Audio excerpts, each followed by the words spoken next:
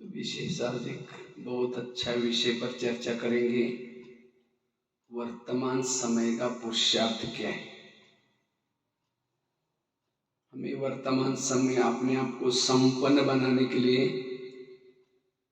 शक्तिशाली बनाने के लिए हमें किन बातों का ध्यान देना है ताकि आने वाली परिस्थिति का सामना कर सकेंगे और हम अपने अंदर की कमजोरी को परिवर्तन कर सकेंगे।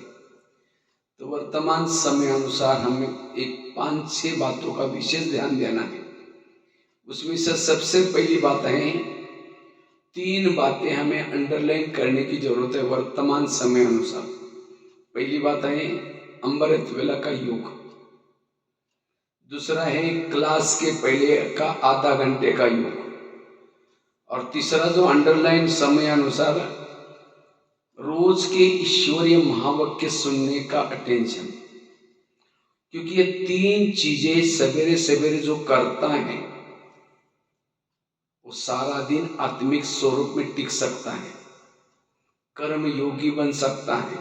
इतना ही नहीं, वर्तमान समय जो नेगेटिव वायुमंडल समाज में फैल रहे हैं, बातें जो आ रही हैं, उन बातों का वो सामना कर सकता है। कौन? जिसने सवेरे अमृत वेला अच्छी की है, जो क्लास के पहले आकर के आधा घंटे का योग करता है, और तीसरा जो रोज के ईश्वरीय महावाक्य अच्छे सुनता है, और वो भी सवेरे सवेरे। ये 8 बजे से पहले जो ये 3 चीजें जिसने किया, उसके ऊपर पहाड़ गिर जाए, कैसी भी परिस्थिति आ जाए, उसको कोई भी संकल्प नहीं चलेगा, विकल्प नहीं चलेगा। उसका भगवान के ऊपर भरोसा होगा कि मेरा जो होगा सब अच्छा ही होगा। तो 3 चीजों के ऊपर अटेंशन है सबका। अमृत वेला करते सभी? कौन कौन करता है? हाथ खड़ा करो। अच्छा, सभी लोग करते। लेकिन अमृत वेला का चुपचाप कोई वीडियो बनाई जाए आपका, और वही वीडियो 10 बजे दिखाई जाए सवेरे, क्या अमृत वेला का आपका वीडियो है? क्योंकि मैंने ऐसे किया था, दीवार के सहारे बैठे, मुंह खुला, आंखें बंद। अगर ऐसा योग करेंगे तो योग में पावर कैसी मिलेगी? इसीलिए अमृत वेला हमें अलर्ट होकर के, एक्टिव होकर के, आंखें खोल करके बैठने की जरूरत है। क्योंकि अमृत वेला बाबा सामने आकर के हमारे भाग्य में लिखता है, शक्ति देता है। अब जैसे अगर किसी मेहमान को आप घर में बुलाओ, मेहमान बहुत बड़ा है, लेकिन आपका स्नेह और प्यार है उसे, इसलिए वो आपके पास आया। लेकिन वो आने से पहले अपने दरवाजे खिड़की लगा दिया, कुंडी लगा करके सो गए, वो बेल बजा रहे, घंटी बजा रहे, दरवाजे नहीं खोलो, कैसा लगेगा उसको? कहीं उसका अपमान हो जाएगा। हाँ, उसको लगेगा मैं अपने 10 काम छोड़ करके यहाँ आया हूँ, और उन्होंने अपने दरवाजा बंद किया, वो चला जाएगा अपने काम करने के लिए। फिर फोन करो कि क्या बात, आप आई नहीं? वो कहेगा मैं आया था, आपने दरवाजा बंद किया था, इसलिए मैं चला गया। नहीं प्लीज आओ। फिर दोबारा रिक्वेस्ट किया, फिर आया, फिर दरवाजा बंद किया, फिर तीसरी बार फोन करो तो क्या कहेगा? कभी नहीं आऊंगा। क्योंकि मैं जब आता हूँ आप दरवाजा बंद कर लेते। इसी तरह हम अमृत वेला उठते हैं, बाबा को निमंत्रण देते हैं, क्या कहते हैं? मीठे बाबा, प्यारे बाबा, आ जाओ, हम आपसे बातें करनी। दरवाजे खिड़की, इसीलिए आंखें खोल करके बैठना, और केवल खोल के भी नहीं। जैसे कोई मेहमान घर में बैठा है, उसके चेहरे की तरफ देखते रहो, वो क्या कहे? अरे मुझे क्यों बुलाया, बात तो करो। इसी तरह हम क्या करते हैं, कभी कभी बाबा के फोटो की तरफ देखते रहते हैं। जैसे कोई घर में मेहमान बैठा है, उसके चेहरे की तरफ देखते रहो, और साथ में घड़ी की तरफ देखते रहो, उनको कैसे लगे? इसीलिए हमें लगन में मगन होकर के बाबा से बातें करनी। और क्या बातें करनी? बाबा के उपकारों को याद करो, प्राप्तियों को याद करो, बाबा ने मुझे क्या से क्या बनाया, इस सब बातों को याद करो। इसीलिए हमें अमृत वेला जो हमारा ठीक नहीं होता, और उसके कारण, क्योंकि अमृत वेला सारा दिन का क्या है? फाउंडेशन है। अगर वो फाउंडेशन ही कमजोर है तो सारा दिन हमारा क्या होता है, कमजोर बन जाता है। तो वर्तमान समय इस बात के ऊपर अटेंशन देने की बहुत जरूरी है, क्योंकि आजकल ब्राह्मणों में अमृत वेले के ऊपर बहुत प्रॉब्लम्स आ रहे हैं, और इसके कारण जो सारा दिन आत्मिक स्थिति बननी चाहिए, कर्म योगी की स्थिति रहनी चाहिए, वो नहीं रहती।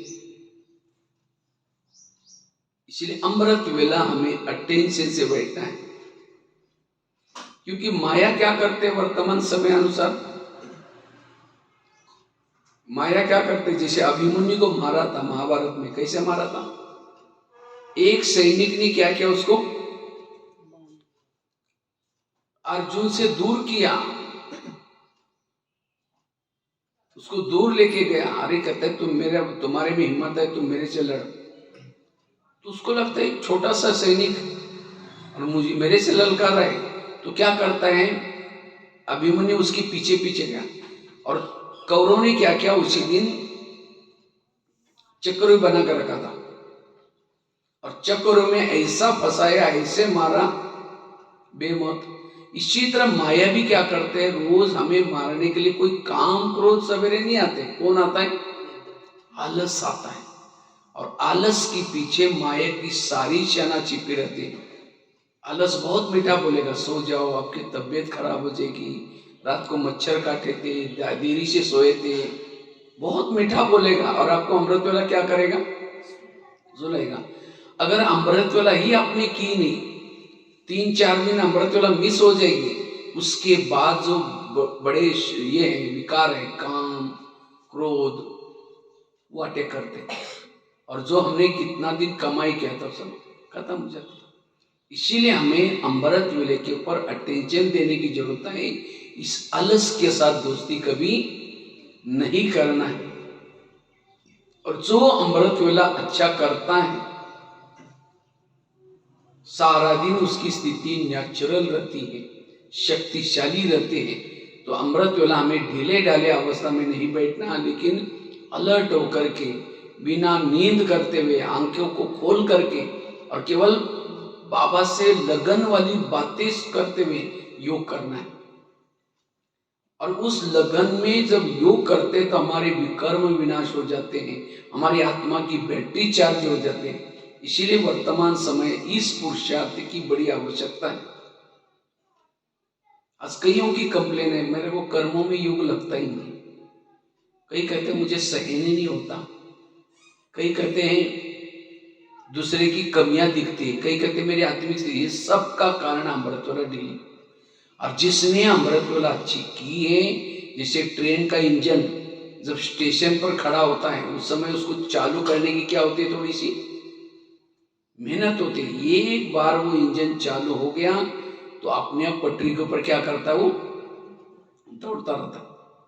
इसी तरह अमृत वेला जिसने सवेरे मेहनत की, उसकी पुरुषार्थ रूपी ट्रेन ऑटोमेटिकली क्या होती है, चलती है।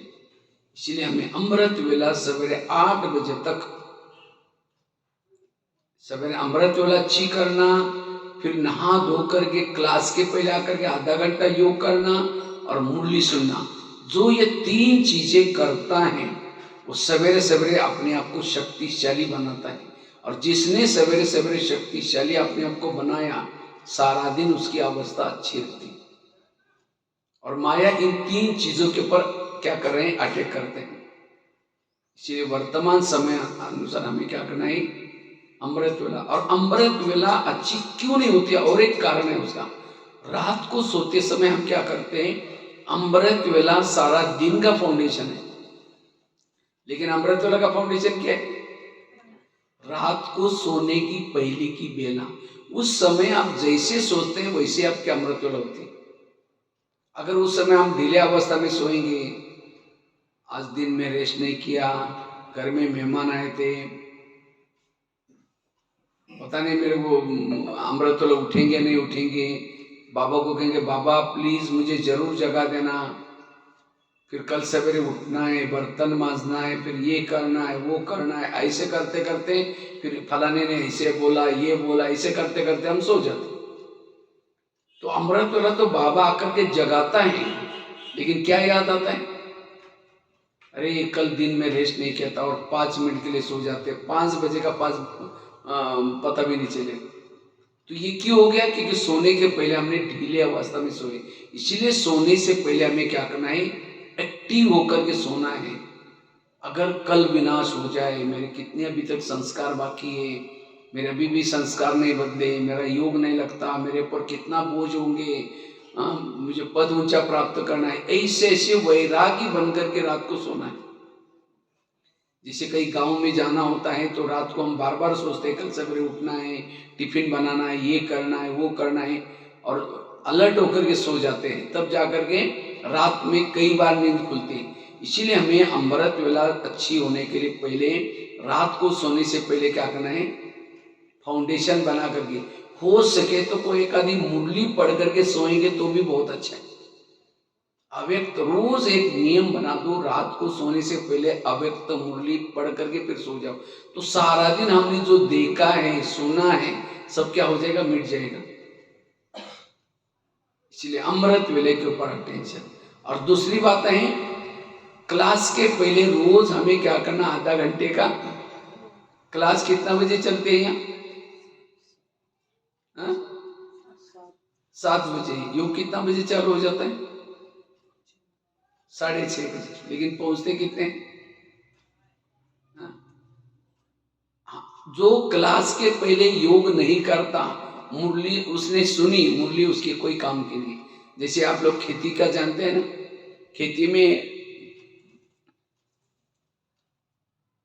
खेती में धान डालने से पहले क्या करते हैं? उसको हल चलाते हैं, हल चला करके धान डालते हैं।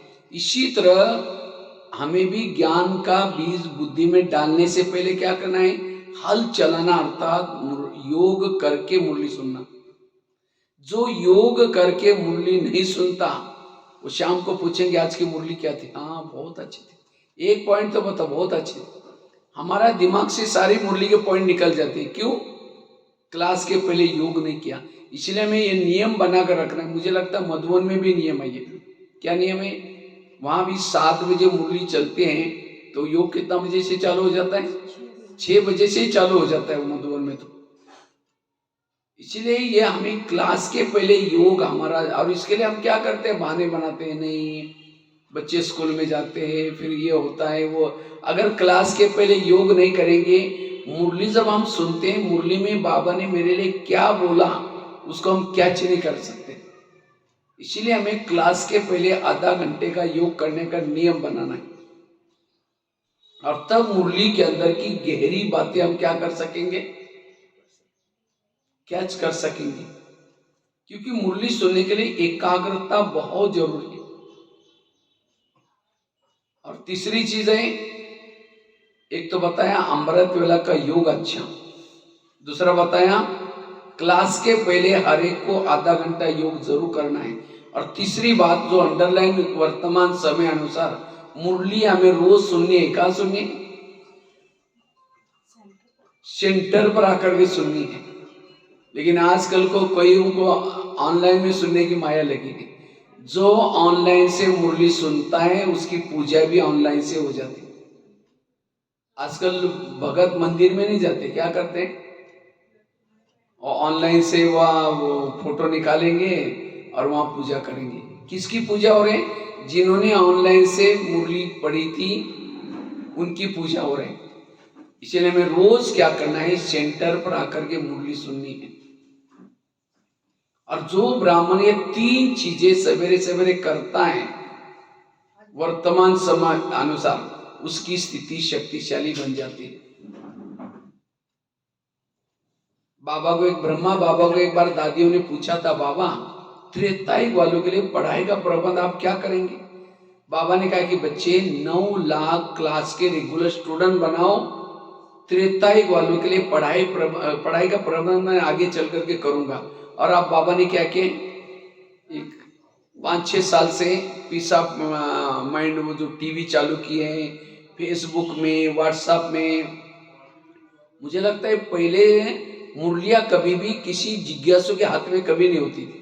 पहले केवल जो निमित्त टीचर बने उनके पास ही मुरली होती थी, लेकिन आजकल तो हर एक के मोबाइल में भी मुरली आती है, सभी के पास मुरली आते हैं। तो ये जो बाबा ने आजकल फेसबुक व्हाट्सएप में सभी में डालने के लिए परमिशन क्यों दिया है? क्योंकि ये सब पढ़ाई का किसका प्रबंध है? त्रेतायुग वालों के लिए पढ़ाई का प्रबंध है। तो आपको सतयुग में जाना है, त्रेता में जाना है? तो कहाँ पढ़ाई पढ़नी है? सेंटर पर आकर के पढ़नी। नहीं तो एक भील था एकलव्य, तो एकलव्य क्या करता है, द्रोणाचार्य के पास गया और द्रोणाचार्य को कहता है मुझे नंबर 1 चाहिए, लेकिन नंबर 1 उसको नहीं दिया। क्यों? उसको पूछा कि तुम्हारा गुरु कौन है? कहा कि आप ही मेरे तो गुरु हैं। कहा कि मेरे सामने कभी आया ही नहीं, चलो मैं दिखाता हूँ। तो द्रोणाचार्य ने क्या किया,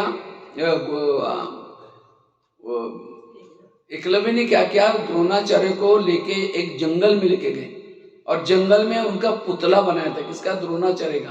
कहते आप तो मेरे गुरु हैं, लेकिन तो भी उसको नंबर 1 नहीं दिया। नंबर 1 किसको दिया? अर्जुन को। क्यों? अर्जुन ने शिक्षा ली थी सामने से, और द्रोणाचार्य ने अपना एकलव्य ने कहाँ से ली थी? पुतले के सामने से।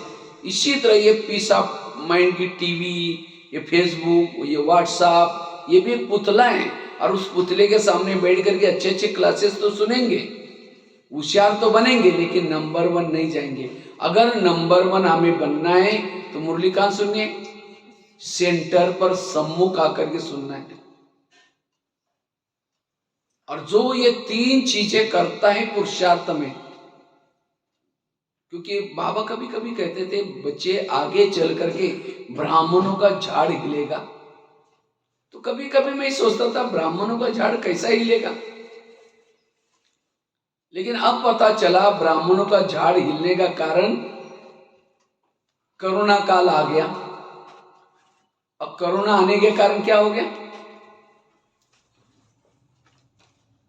कोरोना काल आ गया, और कोरोना काल आने के कारण मुरली कहां से शुरू हो गई? फिर ऑनलाइन से शुरू हो गई।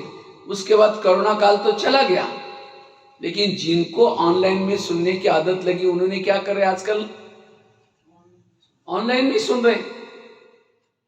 कई तो कहते नहीं भाई जी क्या है, थोड़ा सा रिक्शा करना पड़ता है, रिक्शा में खर्चा करना पड़ता है, स्कूटर में आना पड़ता है, खर्चा पेट्रोल वेस्ट हो जाता है।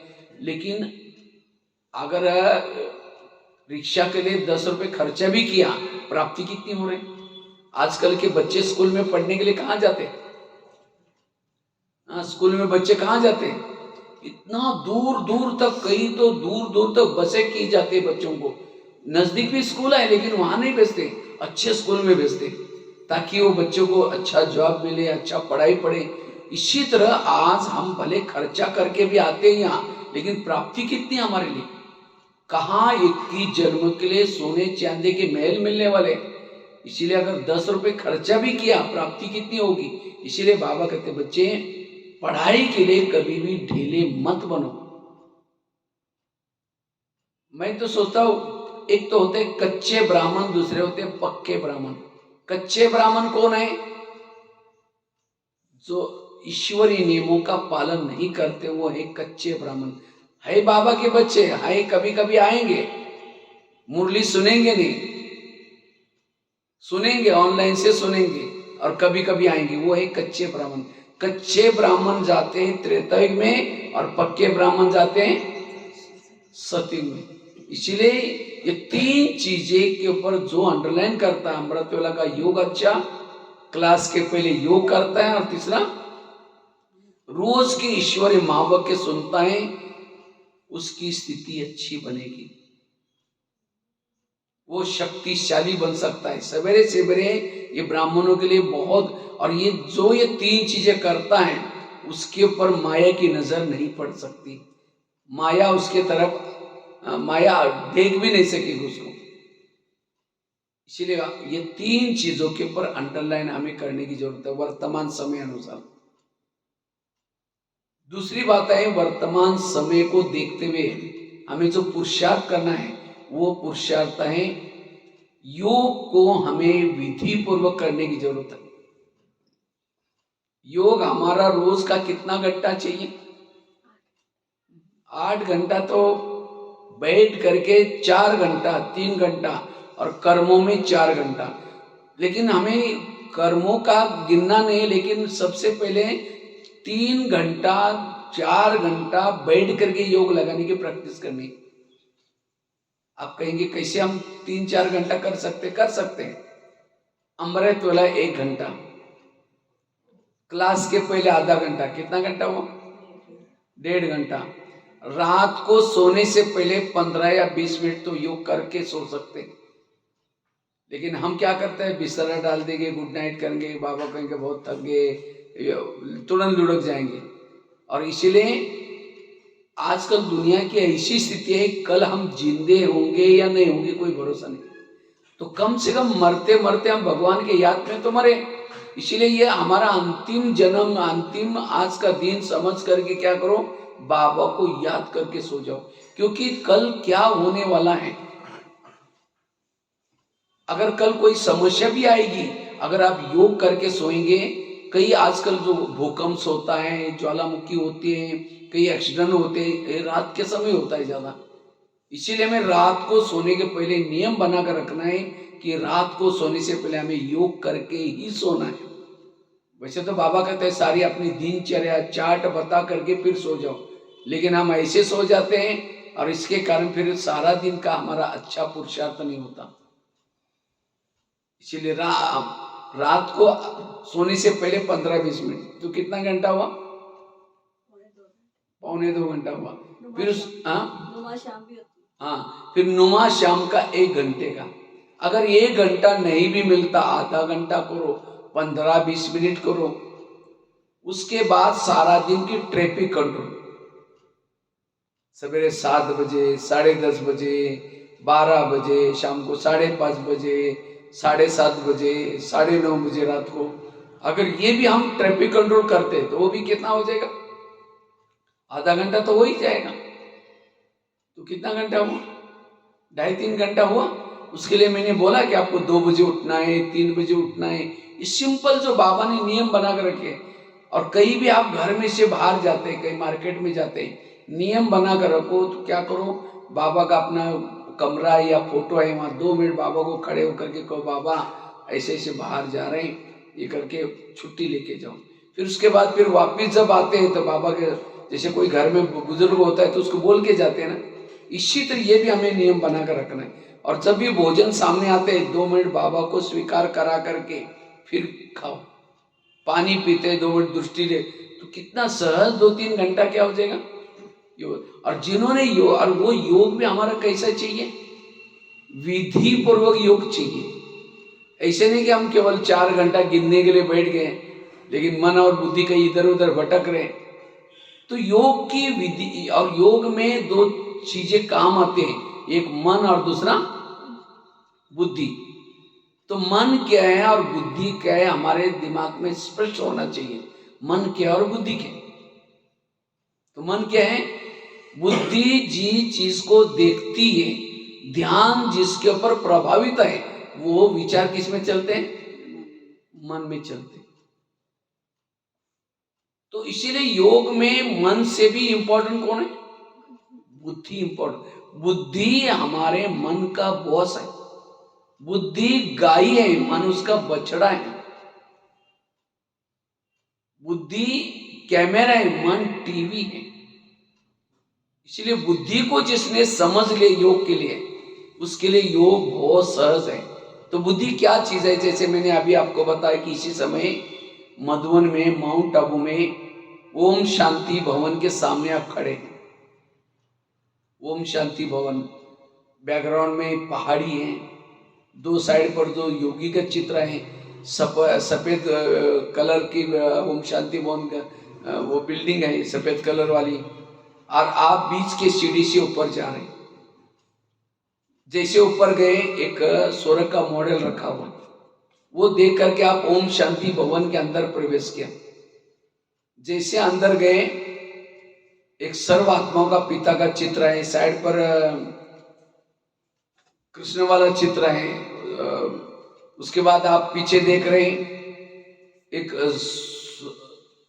जो सृष्टि चक्र बना हुआ है, ओम शांति भवन से देख करके आप नीचे आए, नीचे पांडवन के गेट के अंदर आए, पांडव भवन, और शांति स्तंभ के पास जा रहे हैं। शांति स्तंभ मार्बल का बना हुआ है, उसमें लिखा हुआ है पवित्र स्तंभ, ज्ञान स्तंभ, शक्ति स्तंभ, जहां ब्रह्मा बाबा के अंतिम संस्कार किए थे वो जगह है वो। इसलिए वहां बहुत ही पावर टावर, बहुत साइलेंस का अनुभूति होती है। और उसको चक्कर लगा करके आप बाबा के झोपड़े में गए, जहां ब्रह्मा बाबा खुद अपने बच्चों को एक गधीले पर बैठ करके पत्र लिखते थे, वो जगह झोपड़ी। उसके बाद वहां से बाहर आए, झूले पर बैठ करके आप वहां से बाबा के रूम में गए। बाबा का रूम, जहां बाबा की खटिया भी रखी है, जहां बाबा रेस्ट करते थे, वो कमरा है बाबा का रहने का स्थान, जहां भोग लगाया जाता है, वहां भी बाबा के बहुत सुंदर वाइब्रेशन है। उसके बाद वहां से आप पीस पार्क में गए, जहां ओम का बना हुआ है सीमेंट का, सामने गुरु शिखर बना हुआ है, और वो देख करके आप नीचे ज्ञान सरोवर में आए। ज्ञान सरोवर किचन के कॉम्प्लेक्स के सामने खड़े हैं। वहां से नीचे शांतिवन में आए। शांतिवन में प्रकाश स्तंभ, दादी प्रकाश स्तंभ है, वहां से आप अंदर गए डायमंड हॉल में। डायमंड हॉल जहाँ बाप दादा हमें मिलन मनाते थे हमारे साथ, कैसे गुलजार दादी आती थी, कैसे वो हम उड़ के चले जाएंगे गीत बजता था, फिर उसके बाद दादी वतन में जाती थी, वो दृश्य को याद करो। उसके बाद आप वहां से तपस्या धाम गार्डन में गए। तपस्या धाम गार्डन, वहां से पीछे मुड़ के एक पहाड़ी की तरफ देखा, जहां लिखा हुआ है ओम शांति, सफेद अक्षर से लिखा हुआ है पहाड़ी पर। ये सब दिखाई पड़ा, दिखाई पड़ा। तो ये कौन गया था? अभी आपके तो मुझे देख रहे थे, लेकिन वहां कौन गया था? बुद्धि। इसको कहते हैं बुद्धि, ये है बुद्धि। तो जब बुद्धि जाते हैं तो मन भी क्या होता है? बुद्धि के पीछे पीछे चला। इसी तरह हम ये शरीर में बैठे, शरीर में बैठे भी हमें यहाँ से ऊपर परम धाम में देखना, अव्यक्त वतन में ब्रह्मा बाबा को देखना। यहाँ से नीचे से जा रहे, ब्रह्मा बाबा उठ करके खड़े होते हैं, मुझे गले लगाया, गले लगा करके बाबा ने सामने बिठाया, फिर बाबा ने एक हाथ मस्ते के ऊपर रखा है, पावरफुल दृष्टि दे रहे हैं। योग में यह दृश्य देखना, क्योंकि जब तक बुद्धि के सामने ये दृश्य नहीं आते तब तक आपको अनुभव नहीं होता। इसलिए बुद्धि के सामने दृश्य देना। हम करते क्या योग में गलती? हम बुद्धि में कोई दृश्य विजन नहीं देते। सीधा योग में बैठेंगे, मन से विचार करेंगे, मैं आत्मा हूँ, शांत स्वरूप हूँ, शक्ति स्वरूप हूँ, आनंद स्वरूप हूँ, ये करो। और इसलिए फिर मन को विचार देना जब हम बंद करते हैं तो बुद्धि के सामने कोई ना कोई प्रभाव तो होता ही है। समझो आते आते किसी ने आपको बोला है, उसका प्रभाव है। आते आते रास्ते में कुछ लेना देना होगा, उसका प्रभाव है। तो जब मन को विचार देना बंद करते हैं तो बुद्धि में जिस बातों का प्रभाव है, उसका विजन है, उसको दिखना शुरू होता है, उसके थॉट्स आना शुरू हो जाता है। फिर हम कहते हैं ये क्या हो गया? मैं योग में बैठी हूँ और मेरे मन में ये विचार क्यों चल रहा है? मन की गलती नहीं है, बुद्धि वहां लटकी है। योग में बुद्धि कहीं भी एक बाबा के सिवाय ना कहीं लटके, ना कहीं चटके, ना कोई अटके, ना भटके। और तब आपका योग बुद्धि के ऊपर एक परमात्मा के सिवाय किसी का भी प्रभाव ना हो, और तब आपका योग बहुत अच्छा लगेगा। इसलिए योग को हमें विधि से, योग की विधि क्या है? एक सिंपल एग्जांपल आप लोगों को देता हूं, समझो। आजकल मोबाइल का जमाना है, मोबाइल को चार्ज कैसे करते? कैसे करते? और आजकल तो मोबाइल चार्ज तो बड़ी बड़ी माताएं भी जानती है मोबाइल कैसे चार्ज होता है। कैसे चार्ज करते? मोबाइल को प्लग के पास ला करके रखते हैं, और रखेंगे नहीं प्लग के पास, उसकी तारे क्या करते? प्लग के अंदर डालेंगे, और एक तार नहीं, दोनों भी तारे डालेंगे। फिर क्या करेंगे? स्विच चालू करेंगे, तो मोबाइल क्या होता है? मोबाइल चार्ज नहीं होता, चार्ज उसके अंदर की बैटरी होती है। इसी तरह शरीर हमारा एक मोबाइल है, आत्मा उसकी क्या है? बैटरी है। तो आत्मा रूपी बैटरी को चार्ज करने के लिए बाबा ने क्या किया है? जगह जगह पर प्लग का पॉइंट बनाया। ये सेंटर्स क्या है? ये प्लग का स्थान है। अगर मोबाइल को कहीं रोड पर डाल दो, चार्ज होगा क्या? वहां प्लग का पॉइंट चाहिए, तभी चार्ज होगा। इसी तरह कई कहते हम घर में योग लगाते, घर में तब लगेगा जब दिन में एक बार यहाँ आएंगे, प्लग के पास आएंगे, तब जाकर के घर में योग लगेगा।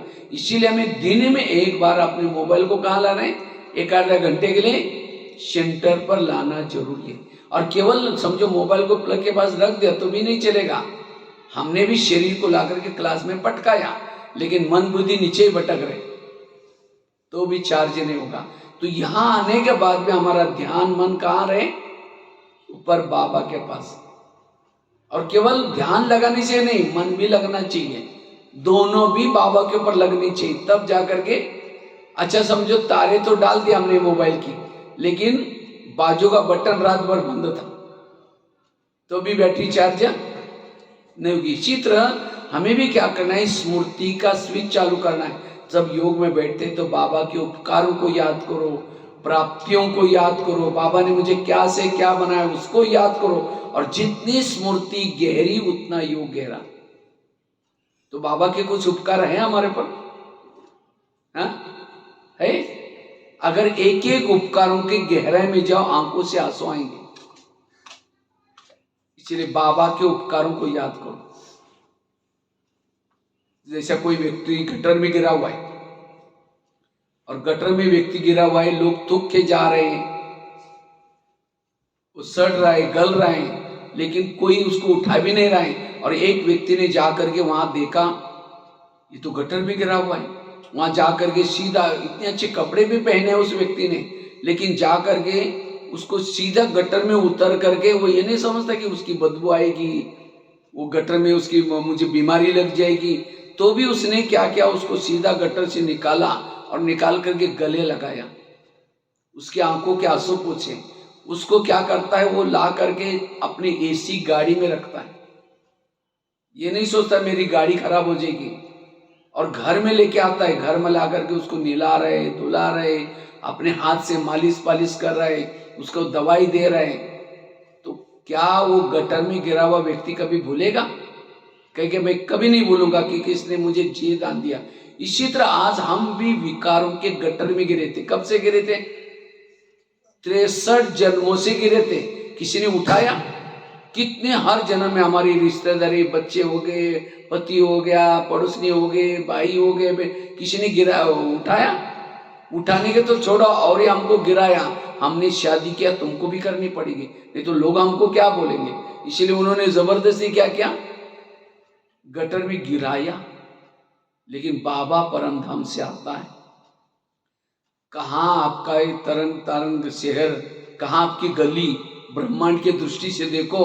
लेकिन परम धाम से जब निकला तो उसने सोचा कि मैं तरन तारण में जाऊंगा और उनके गले में भी जरूर जाकर के इसको ज्ञान पहुंचाऊंगा। मना उसको अच्छी तरह याद है। और वहां से वो आया और आ करके आपके तक वो पहुंचने के लिए उसने कितनी मेहनत की है बताओ। कितनी बहनों को समर्पित किया है, कितने सेंटर खोले, और आ करके आपको कुछ भी बाकी नहीं रखा। इस सृष्टि के जो भी कुछ बातें हैं, ज्ञान का डमरू बजा बजा करके सारे भेद उसने आपके सामने खोल दिए। आज जो जिन्होंने जिंदगी लगाई, कितना साल तपस्या की, कभी उसको पता नहीं कि आत्मा क्या है, परमात्मा क्या है करके। और आजकल भोली भोली सारी माताओं को सबको पता है कि वो कौन है, कहाँ रहता है, कितने हम जन्म लिया। तो कितना बड़ा बाबा के ऊपर। इतना ही नहीं, इस ब्रह्मा कुमारी में जो आएगा उसका नाम युगो युगो तक, जब तक सूरज चांद रहेगा उनका नाम अमर रहेगा। अभी भी हनुमान, गणेश, ये कौन है? जिन्होंने 5000 साल पहले उस परमात्मा के कार्य में मदद की थी, आज देवियों के रूप में, देवताओं के रूप में उनकी पूजा हो रही। आज किसी का थोड़ा भी पेपर में नाम आता है, छाती फूल के आज मेरा पेपर में नाम है, अब दूसरे दिन देखा पेपर तो गटर में पड़ गिर गया। लेकिन यहाँ हमारा नाम कहाँ आता है? शास्त्रों में, ग्रंथों में। लोग उसको नहा धो करके पढ़ेंगे। इसी से वर्तमान समय हम जो कार्य कर रहे हैं, इसका ही रामायण बनता है, महाभारत बनता है, ग्रंथ बनते, शास्त्र बनते, उसके रीति रिवाजे बनते, सब कुछ बनते हैं। इसीलिए बाबा के उपकारों को याद करो, उसकी प्राप्तियों को याद करो कि हमें वो क्या। तब योग में जब ये करेंगे तो योग में हमें नींद, इसीलिए स्विच चालू करना। मैं आपको मोबाइल की बात बता रहा था, योग की विधि क्या है। मोबाइल को प्लग के पास ला कर रखा, दोनों तारे डाली, स्विच चालू किया, लेकिन तो भी मोबाइल चार्ज नहीं होगा। अगर तार को डालते रहेंगे, निकालते रहेंगे, डालते रहेंगे प्लग में, तो क्या चार्ज होगा। इसी तरह हम यहां करके मन बुद्धि बाबा में लगाई, लेकिन बार बार तारों को निकाल रहे डाल रहे। कैसे निकालते डालते, समझो कोई माता योग लगाने के लिए आ रहे हैं और आते थे, रास्ते में देखा कि बहुत अच्छा सब्जी वाला जा रहे हैं, फिर सोचे कि वाह इतनी अच्छी सब्जी है, चलो आज शाम को इसकी सब्जी बना देते हैं। लेकिन पहले सोचे कि जाकर के योग करेंगे, मुरली सुनेंगे, जाते समय लेके जाएंगे। तो यहाँ करके बैठ गए, शुरू किया मैं आत्मा हूँ, शांत स्वरूप हूँ, शक्ति स्वरूप हूँ। फिर सोचे अरे झोला थैला तो लाए नहीं, वो सब्जी कैसे लेके जाए, तार प्लग से निकल गई। फिर कहेंगे ठीक है, उसके पास तो प्लास्टिक का झोला तो होगा ही। फिर कहेंगे मैं आत्मा हूँ, शांत स्वरूप हूँ, शक्ति स्वरूप हूँ। फिर सोचे कि गैस के ऊपर जो दूध रखा था, यहाँ आने के चक्कर में मैंने उसको बंद किया या कम किया, या बंद किया या कम किया, चलो कोई बुझाई देगा। फिर कहेंगे मैं आत्मा हूँ, शांत स्वरूप हूँ, शक्ति स्वरूप हूँ। फिर सोचा अरे घर में तो मेहमान आने वाला था, मैंने रात को सोचे थे कि उनके लिए छोले बनाए, चने, लेकिन बातों बातों में तो भिगोए तो ही नहीं, चलो छोड़ो कुछ और बना देंगे। मैं आत्मा हूँ, शांत स्वरूप हूँ, शक्ति स्वरूप हूँ। लाल लाइट की सफेद लाइट हो गई, का टाइम। सामने वाला बैठने वाला क्या समझता है, वाह इन्होंने आधा घंटा योग किया, लेकिन इनका योग कहाँ लगा था, वो सब्जी वाला योग या छोले वाला बाबा वाला योग। इसीलिए योग में हमें बार बार तारों को डालना निकालना नहीं है। अगर ये मोबाइल को भी आप याद रखो, मोबाइल की विधि यही योग की विधि है सर। और इसी में कई कहते हैं हम जब योग में बैठते मेरी आत्मा ऊपर जाती नहीं। योग में कभी भी आत्मा परमधाम में नहीं जाती। अगर आत्मा चली जाए तो शरीर लुढ़क जाएगा।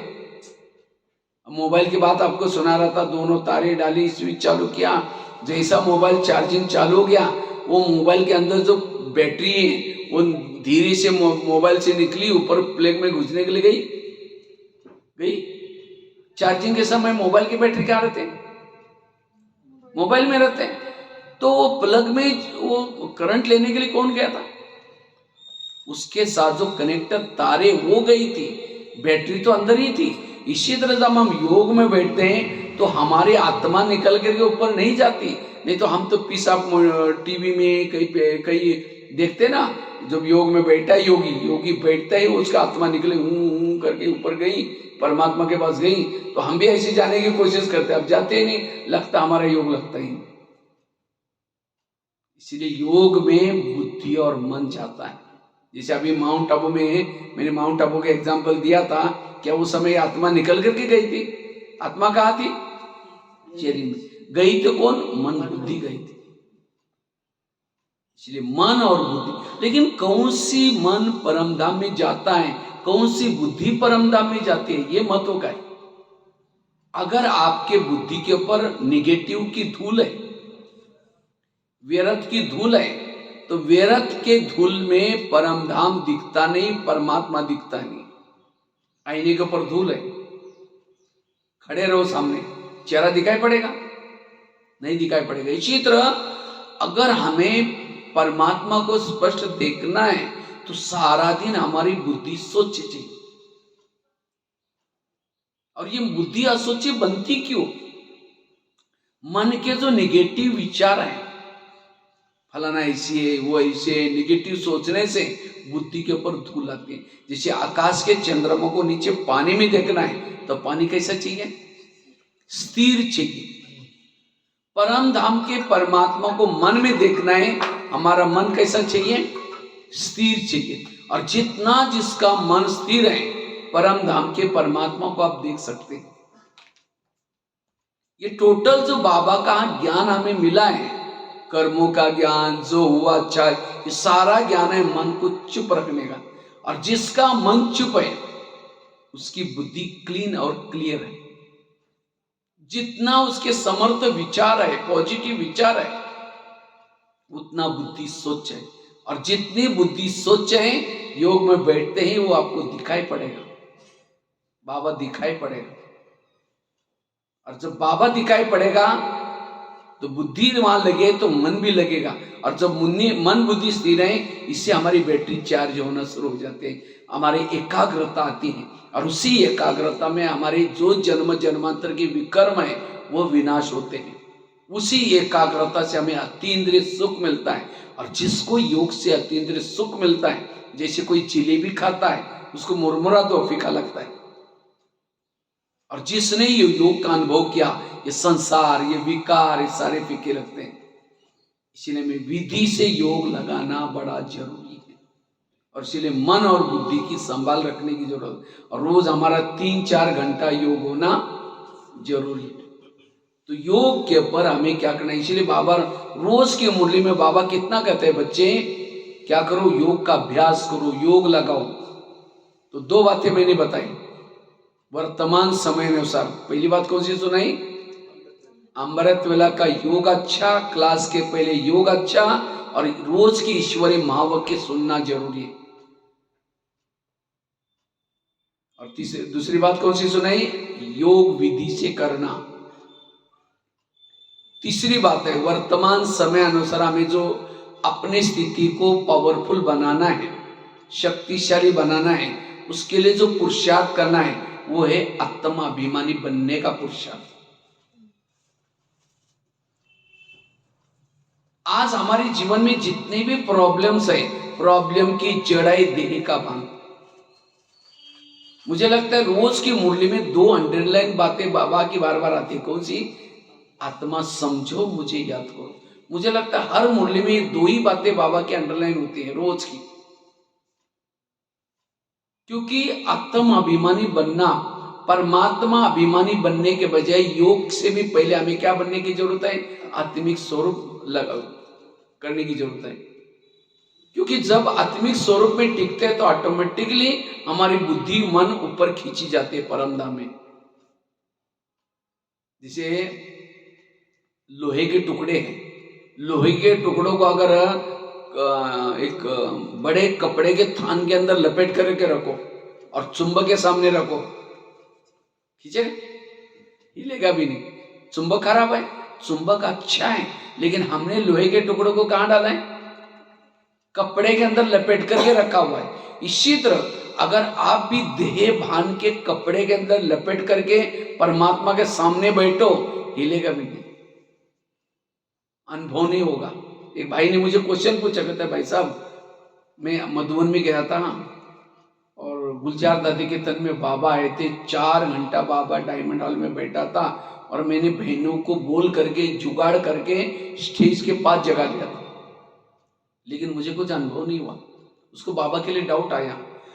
तो उसी समय मैंने ये बताया कि आप अगर जैसे वो चुंबक की बात बताई थी, तो इसी तरह अगर हम भी देह भान में होंगे तो हमें योग में अनुभूति नहीं होगी। इसीलिए बाबा कहते बच्चे आत्मा समझो। इस ज्ञान मार्ग में सबसे महत्व का लेसन है आत्म अभिमानी का लेसन, क्योंकि देह भान के कारण सारे विकारों की जागृत होती है। जैसे पहले जमाने में गांव गांव में भूत रहते थे, भूत, लेकिन आजकल भूतों का शायद नाम निशानी खत्म हो गया। क्यों? आजकल सभी तरफ लाइट हो गई। भूत डरता किससे? लाइट से डरता है। इसी तरह ये काम क्रोध, ये 5 भूत आए, ये किसके अंदर आते हैं? जहां आत्मा की लाइट कम है। दोपहर के बाद क्या हो गया? आत्मा की लाइट डिम होती गई, डिम होती गई। धीरे धीरे काम का भूत, क्रोध का भूत, लोभ का भूत, और पूरा बंगला हमारा क्या बना है अभी? भूत बंगला। तो भूत डरता है किसे? लाइट से। इसी तरह मुझे अपने विकारों को, संस्कारों को भगाना है तो क्या करो? लाइट जला कर रख दो। ये आत्म अभिमानी बनने का पुरुषार्थ करो। जितना आत्म अभिमानी स्थिति में रहेंगे, वाणी में बल आएगा, दृष्टि में बल आएगा। आत्म अभिमानी वालों को किसी के भी दोष दिखाए नहीं पड़ेंगे। अगर मुझे किसी के दोष दिखते हैं, मैं देह भान में हूं। वास्तव में परमधाम से शिव बाबा क्यों आए? क्यों आए?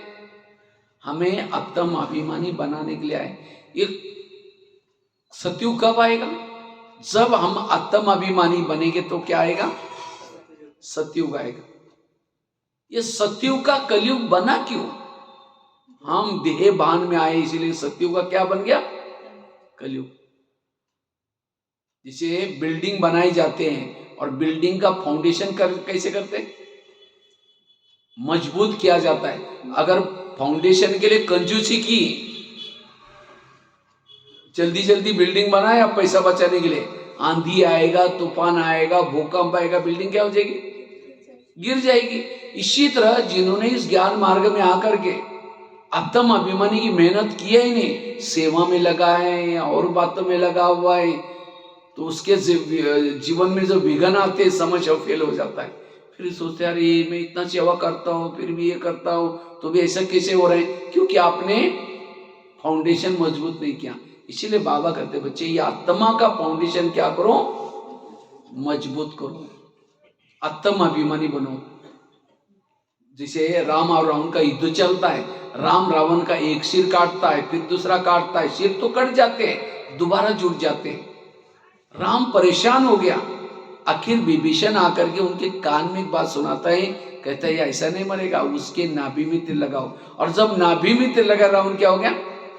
मर गया। इसी तरह हम भी रावण के गले काट रहे, कभी काम का गला काट देते, महीना 2 महीना कट जाता है, दोबारा जुड़ जाता है, फिर दोबारा काटते हैं, दोबारा जुड़ जाता है।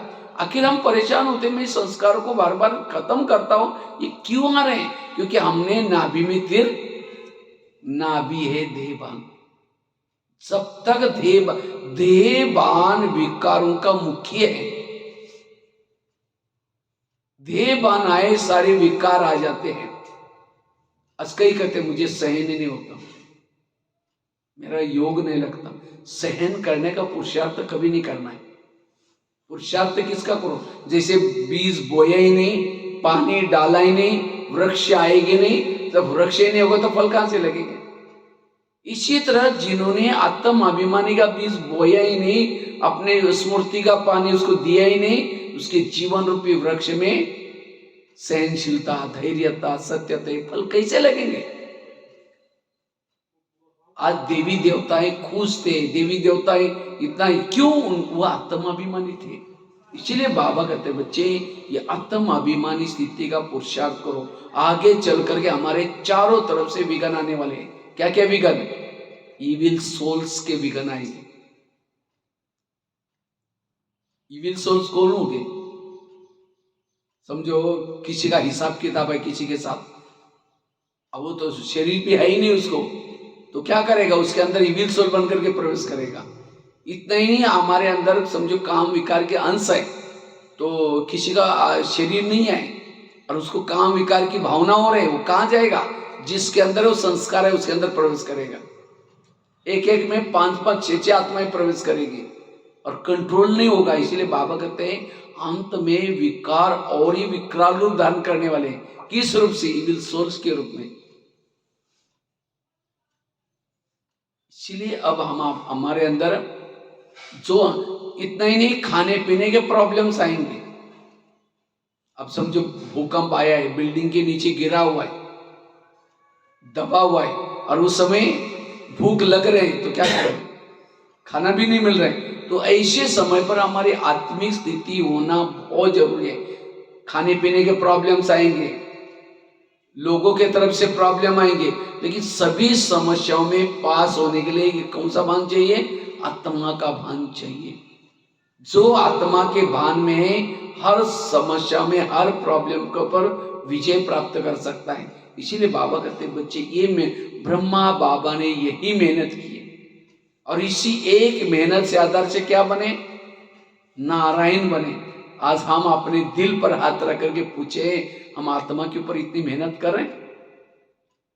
और मैं कोई क्लास नहीं करा रहा हूं, लेकिन मैंने अपने जीवन में जो मैं कहानी कल कुछ जगह पर सुनाई थी मेरी, मैं कैसे कैसे ज्ञान में आया हूं।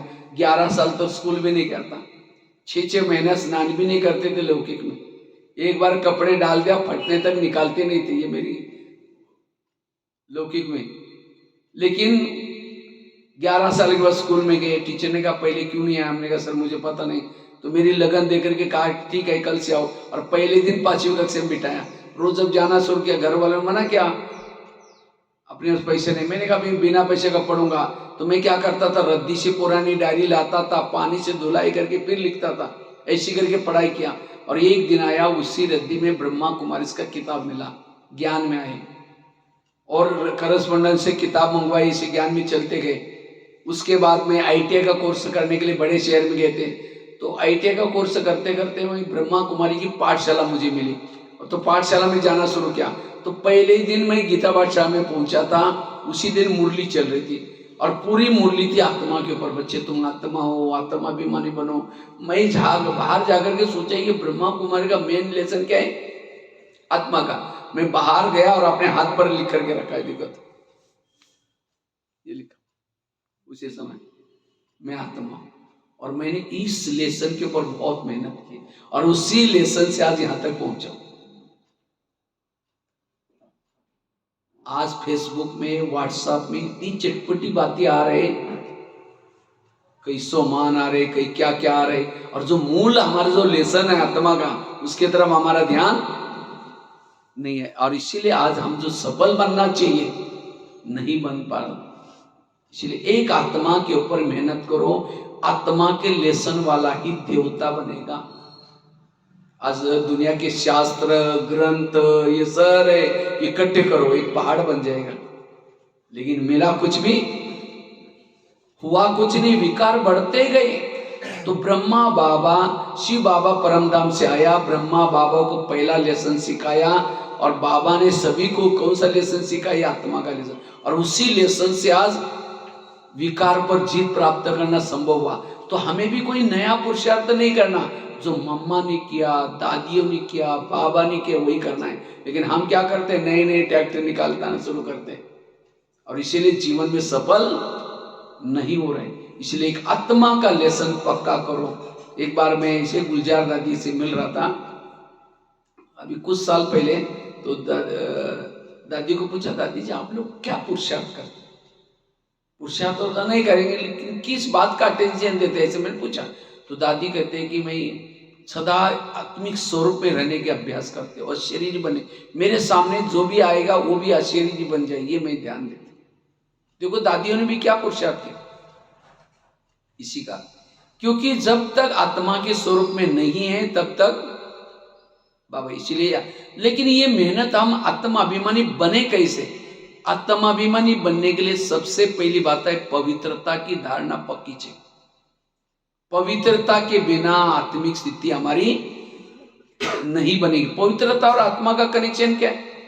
जैसे पहले जमाने में एक दिया आता था, उसको क्या बोलते पता नहीं है, दिया चिमनी भी बोलते थे, वो टीन का बना रहता था, टीन का बना रहता, उसके अंदर केरोसिन डालते थे, बीच में बाती रहती थी, माचिस लगाओ, फ्लेम क्या होती थी, हाँ लालटेन भी होता था। लालटेन थोड़ा अलग है, लेकिन उसे भी एक छोटा सा आता था, टीन का बना रहता, उसमें वो डालते थे, हाँ चिमनी बोलते हैं उसको। हाँ तो योगी भी क्या है, एक चिमनी है। अगर योगी के चारों तरफ से बैकग्राउंड बनाओ तो क्या बनेगा, एक चिमनी बनेगा। और इस चिमनी के अंदर, जैसे वो चिमनी के अंदर तेल होता है, अगर उसमें चिमनी में तेल नहीं है, माचिस लगाओ, फ्लेम जलेगी? नहीं जलेगी। इसी तरह अगर इस शरीर में, शरीर भी एक चिमनी, हमारा चारों तरफ बैकग्राउंड बनाओ चिमनी, और उसके अंदर अगर पवित्रता रूपी तेल नहीं है, आप एक पांव खड़ा होकर के मैं आत्मा हूं, आत्मा, सिर दर्द हो जाएगा, आत्मा का अनुभव होगा ही नहीं, तेल ही नहीं तो दीपक है। इसीलिए बाबा ने आते ही पहले उदाहरण कौन सी बताए, पवित्र बनो, क्योंकि पवित्र नहीं बनेंगे तो आत्मिक स्थिति नहीं होगी। अच्छा, केवल पवित्र बनने से भी नहीं चलेगा।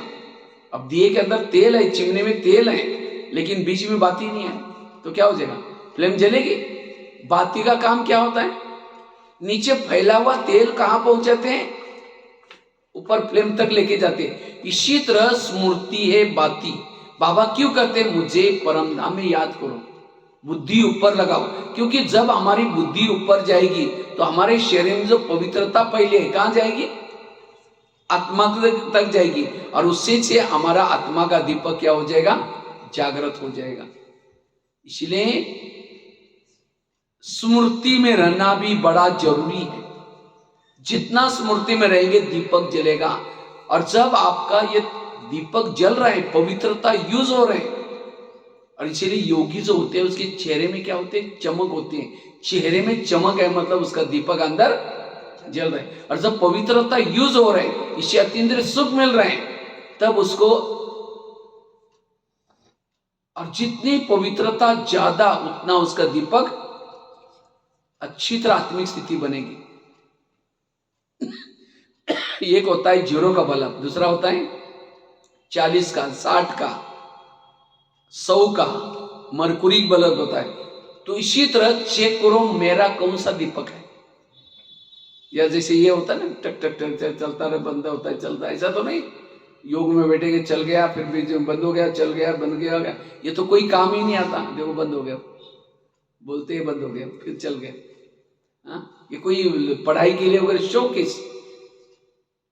और जो ये बल्ब है, पढ़ाई करेंगे उसमें बैठेगा और बड़ा है। तो इसी तरह जितनी आत्मी की लाइट ज्यादा, उतना एरिया के आप राजा बनेंगे।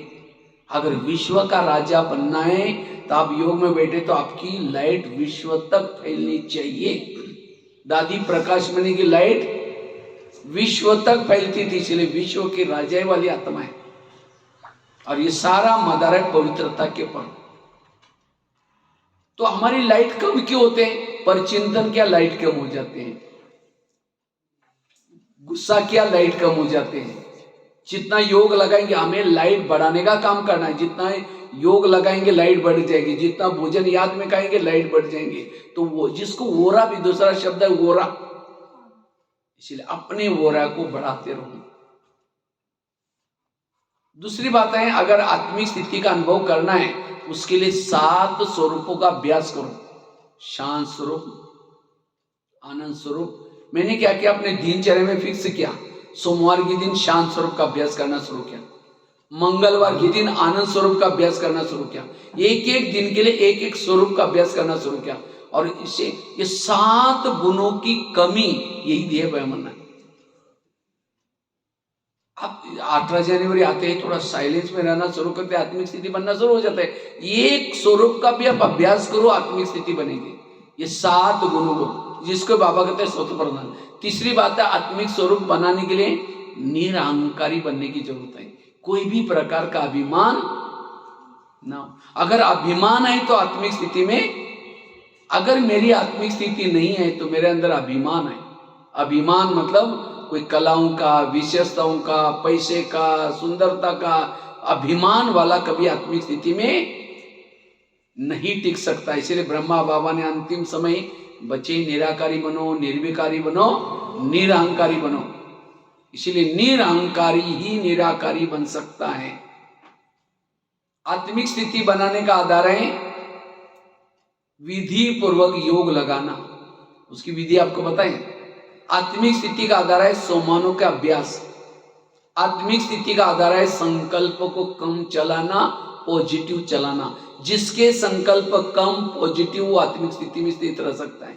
और आत्मिक स्थिति बनाने के लिए मैंने एक बहुत सुंदर अभ्यास किया था, जो बाबा ने पहले लेसन में बाबा ने सुना है। शरीर क्या है तुम्हारी, क्या है, गाड़ी, और आत्मा उसका क्या है, ड्राइवर है। तो गाड़ी का ड्राइवर क्या करता है सारा दिन, गाड़ी को घुमा करके रात को कहां लगाता है, गैरेज में। और गाड़ी के अंदर नहीं सोता, सोने के लिए कहां जाता है, अपने घर में जाता है। इसी तरह ये शरीर हमारी गाड़ी है, आत्मा उसका कौन है, ड्राइवर है। हमें इस गाड़ी को सारा दिन घुमा फिरा करके रात को कहां लगाना है, गैरेज। गैरेज कौन सा, बेड। हर एक का अपना अपना गाड़ी है। और आजकल जो बड़े बड़े शहरों में, अमृतसर है, दिल्ली है, मुंबई है, पूना है, वहां क्या करते हैं, जगह कंजेस्टेड है, इसलिए आजकल क्या करते हैं, वहां नीचे से पिलर उठाते हैं। और पार्किंग नीचे होता है, रहने का काम होता है ऊपर।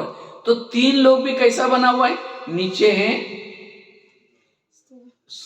जो सृष्टि है, ये पार्किंग प्लेस है, शरीर रखने का स्थान है। और ड्राइवर का घर कहाँ है, ऊपर। तो हमें अपने शरीर की गाड़ी को सारा दिन घुमा फिरा करके कहाँ लगाना है, उसको गैरेज में लगाना है। जिसे वो ड्राइवर गाड़ी को लगाता है, कवर ढकता है, गाड़ी को नमस्ते करता है, और नमस्ते करके सीढ़ी से लिफ्ट से ऊपर जाता है, और उसके अपने फ्लैट की बेल बजाता है, मम्मी दरवाजा खोलती है, जा करके अंदर समाचार सुनाता है और फिर खाना खा के सो जाता है। तो हमें भी यही करना है। शरीर की गाड़ी को क्या करो, बेड पर लगा दो, बेडशीट कंबल जो भी डालो और गाड़ी को नमस्ते भी करो थोड़ा। क्यों नमस्ते करना है? क्योंकि 84 जन्म में बहुत शरीर मिले, लेकिन इस जैसा शरीर महान, क्योंकि ये शरीर भले बुजुर्ग है, भले दिखने में कैसा है, कुछ भी है, लेकिन इसी से 84 जन्म की दाल रोटी मिल रही। इसीलिए उसको नमस्ते करके मन बुद्धि से ऊपर जाओ, अव्यक्तोत्तन की बेल बजाओ, ब्रह्मा माँ को समाचार सुनाओ, इस गाड़ी के द्वारा क्या क्या सेवा की, और फिर बाबा की दृष्टि लेकर के बाबा की गोदी में सो जाओ। सवेरे उठेंगे कौन याद आएगा? बाबा। तो सारा दिन फिर अमृत वाला करके ऊपर से जब नीचे आएंगे क्या याद रहेगा? मैं ऊपर से आई, मैं आत्मा हूं। सद आत्मिक स्थिति बनेगी। तो आत्मिक स्थिति बनाने के लिए हमें एक गाड़ी को गैरेज में लगा करके क्या करना है? सोने का अभ्यास करना है। और गाड़ी यहां से सीधा दिल्ली नहीं लेके जाते, क्या करते हैं? बीच बीच में क्या करते हैं? बीच बीच में अगर ड्राइवर का घर है तो घर में जाएगा, चाय पानी पिएगा। अगर घर में तो क्या होगा? होटल तो होता है, होटल में तो ढाबा तो होता है कम से कम। नहीं तो पीछे वाले बैठे वाले गाली दे गए, यार ड्राइवर है क्या खुद भी खाता नहीं, दूसरों को खाने नहीं देता। इसीलिए ये नियम बने कि बीच बीच में क्या करते हैं। इसी तरह हमें एक बार परमधाम से अमृत वेला आने के बाद सारा दिन व्यस्त नहीं रहना, बीच बीच में गाड़ी को खड़ी करो, ऊपर जाकर गया अपने घर में जाकर, जिसको बाबा कहते हैं ट्रैफिक कंट्रोल। अगर वो भी याद नहीं आया घर, तो कम से कम होटल में तो जाओ, अर्थात मधुबन के वातावरण में जाओ। अगर वो नहीं तो ढाबा तो ही है, सेंटर क्या है? ढाबा। कम से कम अपनी गाड़ी को खड़े करके यहाँ के वातावरण में तो आ सकते हैं। तो अगर ट्रैफिक कंट्रोल करेंगे तब भी आत्मिक स्थिति बनेगी। इसीलिए आत्मिक स्थिति बनाने के लिए, और आजकल की मूर्तियां कैसे बनाते मूर्ति? गणेश की, दुर्गा की कैसे बनाते? एक तो बांस का ढांचा बनाते, बांस को छील करके उसका ढांचा बनाया जाता है। फिर क्या करते? उसके ऊपर घास लगाते, घास लगा करके फिर बाद में क्या करते हैं? मिट्टी में पानी डाल करके कीचड़ बनाया जाता है और वो कीचड़ उसके ऊपर चिपकाया जाता है। फिर क्या करते हैं? उसको पेंटिंग करते हैं, पेंटिंग करके कपड़े पहनाते हैं, श्रृंगार करते, हो गई मूर्ति। तो मनुष्य की रचना भी कैसे है? अंदर हड्डियां मतलब बांस, छिला हुआ बांस की तरह है, और ऊपर क्या हुआ है? नसें, बहुत सारे शरीर में नसें। नसें क्यों लगाए? अगर बांस के ऊपर घास ना बांधो, सीधा कीचड़ लगा दो, क्या हो जाएगा? गिर जाएगा, वो चिपकेगा ही नहीं। उन नसों के कारण वो मूर्ति बनती है। इसी तरह आज हमारे शरीर को आकार क्यों आया है? क्योंकि नसें अंदर बहुत, घास है और उसके ऊपर खून माउथ चिपका हुआ है, और ऊपर पेंटिंग क्या है? काला पेंटिंग, पीला पेंटिंग। और जिसका पीला पेंटिंग है, 10 बार आईना तोड़ते रही, मैं कितनी अच्छी हूँ, कितने अच्छे हो। अब उसको कोई पीला मूर्ति का पेंटिंग हटा दो और काले का हटा दो, अंदर क्या होगा? वही मिट्टी होगी। अब पीली वाली की अलग मिट्टी और काली वाला, ऐसा थोड़ी होता है। इसी तरह कोई काला व्यक्ति हो या गोरा हो, अंदर क्या है? वही खून मांस। और ये अंदर जो सेल्स है, ये सेल्स जिंदे क्यों है? आत्मा है। अगर आत्मा चली गई, ये सारे सेल्स डेड हो जाते हैं। और कहते हैं अगर सेल्स डेड वाला सेल्स किसी के शरीर पर आ जाए, वो व्यक्ति भी मर जाता है। इसीलिए एक प्रथा है, बॉडी को जलाने के लिए जब लेके जाते हैं, उसके पहले बाथरूम में सारे कपड़े वगैरह रख करके फिर जाते हैं। और जब वो बॉडी को जला करके आते हैं तो क्या करते हैं? पूरा नहा धो करके वो जो पहने हुए कपड़े को भी गिल्ले करते हैं, धुलाई करते हैं, वो सेल्स मेरे शरीर पर ना आ जाए।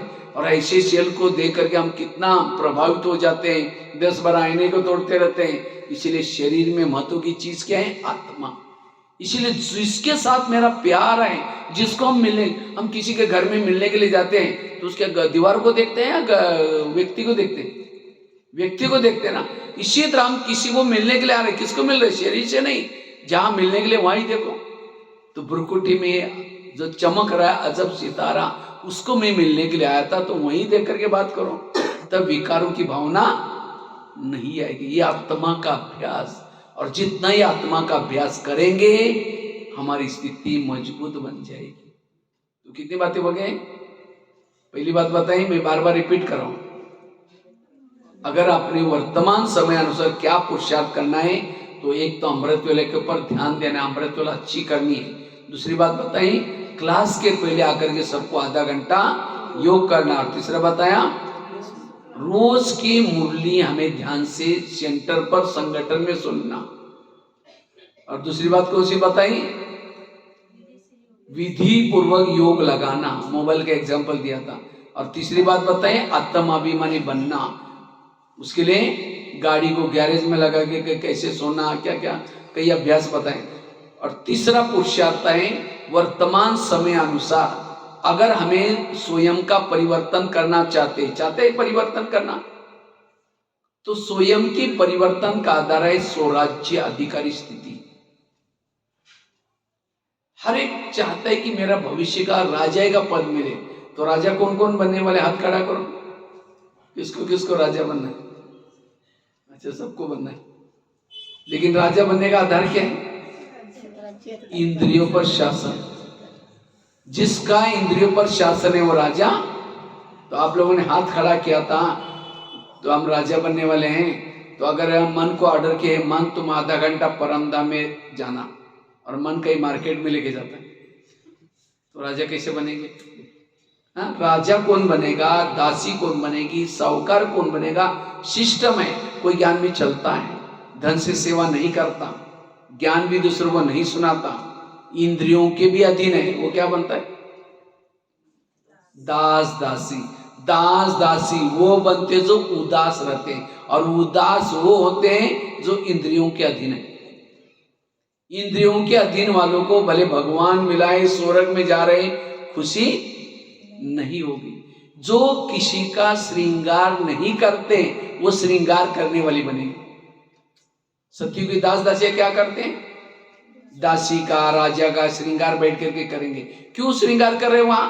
क्योंकि यहां किसी का श्रृंगार उसने अपने कामों में व्यस्त है।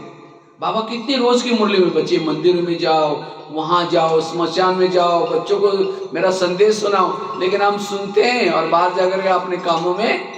अगर यहां श्रृंगार नहीं करेंगे तो वहां करना पड़ेगा फिर। अच्छा, समझो कोई ज्ञान में चलता है, धन से सेवा करता है, ज्ञान भी दूसरों को सुनाता है, लेकिन इंद्रियों के वो अधीन है, वो क्या बनता है? साहूकार बनेगा, राजा नहीं बनेगा। कोई ज्ञान में चलता है,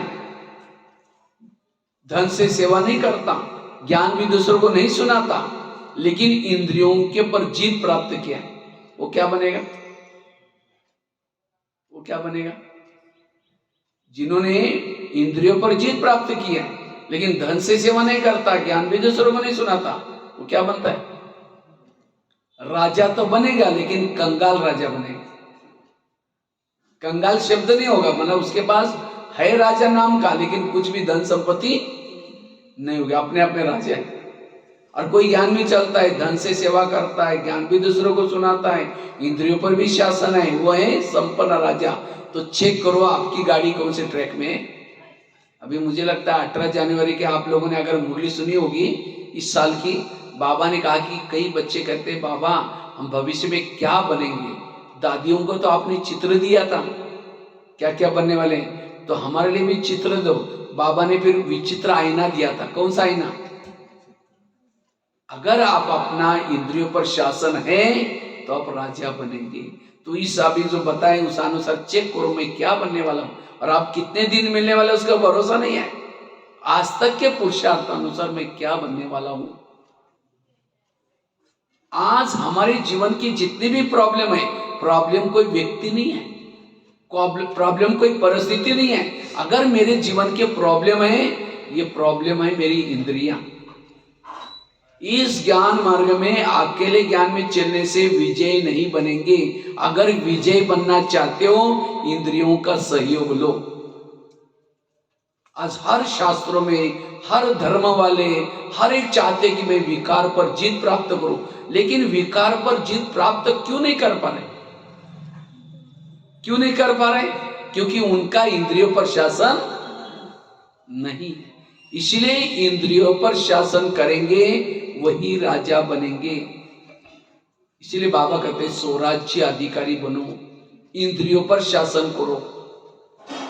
और इंद्रिया तो किसी और की नहीं है ना, आपकी खुद की इंद्रियां हैं, जिसको ही बाबा के शब्द में बाबा कहते हैं चैरिटी बिगेन्स एट होम। आप अपने घर को सुधारो तो आपके घर के सब ज्ञान में चलते फिर। लौकिक घर की बात नहीं, ये शरीर रूपी घर वालों को ज्ञान में चलाओ। कान ज्ञान में चलता है, आंखें ज्ञान में चलती हैं, मुंह ज्ञान में चलता है। अगर मुंह ज्ञान में चलता पर चिंतन क्यों करता?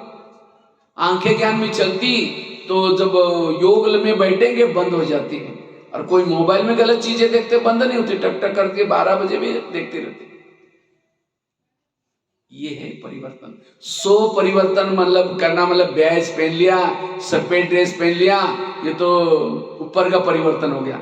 सो परिवर्तन करना अर्थात हर इंद्रियों को श्रीमत के आधार से चलाना। आज दुनिया में ज्ञान बहुत है, लेकिन किसी का भी अपना स्वयं के ऊपर अनुशासन, जब तक स्वयं सारे ग्रंथों का, सारे शास्त्रों का सारा है अपने इंद्रियों पर शासन करो। और जब तक इंद्रियों पर शासन नहीं, तब तक आप दूसरों पर आज कई माताएं कहते मेरे बच्चे मानते ही नहीं, मेरा पति मानता ही नहीं। जिसकी इंद्रियां नहीं मानती उसका कोई भी नहीं मानेगा। तो मेरी प्रकृति माने, सारे लोग माने, उसके लिए क्या करना है? प्रैक्टिस क्या करना है? मेरी हर इंद्रियां मेरे शासन प्रमाण चले। ब्रह्मा बाबा ने यही पुरुषार्थ किया। बाबा नारायण कैसे बने? बाबा ने रोज अपनी इंद्रियों का दरबार लगाया। लेकिन हम लगाते अंधेरी नगरी चौपट राजा, टकेसर बाजी टकेसर खाजा। इस नगरी का राजा सोया, उसके अंदर जो चाहे हो रहे, आंखें जो चाहे देख रहे, कान जो चाहे सुन रहे, मुख जो चाहे बोल रहे। यही जीवन की समस्याओं का कारण है। इसी से मेरे संस्कार नहीं बदल रहे, मेरा योग नहीं लग रहा है। योग क्यों नहीं लगता? सारा दिन आंखें व्यर्थ देखती है, कान व्यर्थ सुनता है, मुंह व्यर्थ बोलता है, मन व्यर्थ सोचता है। जब योग में बैठेंगे वो जो सारा दिन देखा सुना उसमें ही भगाने में टाइम जाता है। सारा दिन जिसका इंद्रियों पर शासन है, जैसे प्रधानमंत्री दिल्ली में शांति में कब बैठेंगे? उसके पार्टी के सारे लोग अपनी अपनी ड्यूटी एक्यूरेट करेंगे, वो शांति में बैठेंगे। अगर एक ने गलत काम किया उनकी नींद पीट गई। सब सुन रहे हैं ना ध्यान से, ये बहुत इंपॉर्टेंट टॉपिक है। आंखें तो धोखा नहीं दे रहे किसी को। नींद आ रही तो आंखें, नहीं तो आंखें सोचेगा मेरा तो शासन चला जाएगा, इसीलिए मैं बंद हो जाती। जब आंखें बंद हो गई कान भी बंद हो जाएगा। जो कान बंद आंखें बंद हो क्या सुना है कुछ पता भी नहीं चलेगा, तो जैसे थे वैसे रह जाएंगे। इसलिए ये है पुरुषार्थ। पुरुषार्थ इस दुनिया पर शासन वही कर सकता है जिसने इस दुनिया पर शासन किया। ये दुनिया में कितने लोग हैं? 950 करोड़ लोग हैं। शरीर में भी कितने लोग हैं? 950 करोड़ सेल्स है, जीवाणु है। दुनिया में 70% पानी है, शरीर में भी 70% पानी है। दुनिया 5 तत्वों की बनी है, शरीर भी 5 तत्वों की बनी है। दुनिया में 3 लोग है, शरीर में भी 3 लोग है, आत्मा लोग। इसलिए इसके पर शासन करो, अपने आप इसका राजा बन जाएंगे। हमें राजा बन, बाबा ने कभी ये मुरली में नहीं कहा कि मधुवन में रहने वाले राजा बनेंगे, जिन्होंने मम्मा बाबा को देखा है वो राजा बनेंगे। जो बहुत पुराने ज्ञान में चलते हैं वो राजा बनने का फॉर्मूला क्या है? स्वराज्य अधिकारी सो विश्व राज्य करे। गीता का सारा है, हे अर्जुन तुम अपने घोड़े की लगाम अपने हाथ में रखो। इसी तरह हमारे घोड़े कौन से? ये कान, आंखें, मुंह। पहले जमाने में राजे किले में रहते थे और किले के कई दरवाजे रहते थे। कोई भी अंदर आता तो इसकी पूछताछ होती थी, कहां जा रहे, क्यों जा रहे हैं। इसी तरह शरीर भी हमारा क्या है? एक फोर्ट है, बहुत पुराना किला है, और किले में हम राजा रहते हैं और इसके कई दरवाजे, कान, मुंह, कान, लेकिन इसमें कोई रोकने टोकने वाला नहीं है। कुछ भी बातें अंदर जा रहे, कुछ भी बातें देख रहे, और इसीलिए राजा की हालत बड़ी गंभीर है। यह है पुरुषार्थ, हर इंद्रियों पर शासन। आजकल मम्मी पापा इतने बिजी हो गए, बच्चा कहाँ जाता है, किसके संग में जाता है, क्या देखता है, क्या करता है, उसको पूछने का टाइम ही नहीं है। इसी तरह आज हम अपने आप में इतने बिजी हैं, मेरी आंखें क्या देखती है, मेरा मन क्या सोचता है, मेरा बुद्धि क्या देखती है, पूछने का टाइम ही नहीं है। और इसीलिए आज हमारे जो भूले जो हो रहे हैं उसका कारण है। और ब्रह्मा बाबा ने रोज रात को क्या किया, अपने इंद्रियों का दरबार लगा। बाबा की एक डायरी मिली थी, उसमें रोज बाबा ने यह पुरुषार्थ किया। यह है मायाचित बनने का पुरुषार्थ। अगर आप अकेले ज्ञान आत्मा चाहते हैं माया नहीं आ जाए, लेकिन कान कहता है तू कोई बात नहीं, इधर से आ जा। जैसे पाकिस्तान के बॉर्डर पर रहने वाला कोई आतंकवादी कोई वहां के सैनिकों को कहता है, बीएसएफ को, ये 500 की नोटा की बोरी है, लो मुझे अंदर जाने दो। अगर उसको लगेगा वो सैनिक, अरे 500 की नोटा की बोरी में जिंदगी में मैं गवर्नमेंट की सर्विस करूंगा तो भी नहीं मिलेगा, चलो भाई दो और तुम जा। वो कितने लोगों को मारेगा अंदर आकर के। इसी तरह वो सैनिक को, बॉर्डर वाले सैनिक को नोट प्रेमी नहीं, क्या बनने की जरूरत है, देश प्रेमी बनने की जरूरत है। तो इसी तरह आज हमारी आत्मा की रक्षा करने वाले कौन है, कान है, आंखें हैं जो बॉर्डर पर है, मन है, बुद्धि है, लेकिन रक्षक ही भक्षक बने। माया कहीं बाहर से नहीं आती, इन्हीं इंद्रियों के द्वारा रहे। इसीलिए बाबा कहते हैं इनको अपने सहयोगी बनाओ। जैसे प्रधानमंत्री को कोई गाली देने वाला पत्र लिखेगा, वो पत्र कहां जाएगा, कहां जाता है, उसके पीए के पास जाता है, पीए पढ़ेगा, कहेगा क्या फालतू आदमी लिखता है, इतना अच्छा काम करे प्रधानमंत्री जो ऐसा लिखता है, माना उसका पीए हितैषी। अच्छा हमको कोई गाली देता है तो गाली कहां थे, हमारा आत्मा का पीए कौन है, कान। तो कान फटाफट आत्मा तक पहुंचाता है, देखो हमको गाली दी, गाली दी, गाली दी, मुख डिस्टर्ब हो गया, मन डिस्टर्ब हो गया, बुद्धि डिस्टर्ब हो, सारा इंद्रिय डिस्टर्ब हो गए। और सवेरे के 4 पेज की मुरली सुनी थी, उसको नहीं बोलता, आज बाबा ने ऐसे बोला, ऐसा, उसको निकाल देता है। इसका मतलब कान मेरा हितैषी नहीं है। और जब तक इंद्रियों के अंदर आत्मा के प्रति रिगार्ड नहीं, रिस्पेक्ट नहीं, तब तक हम विजयी नहीं बनेंगे।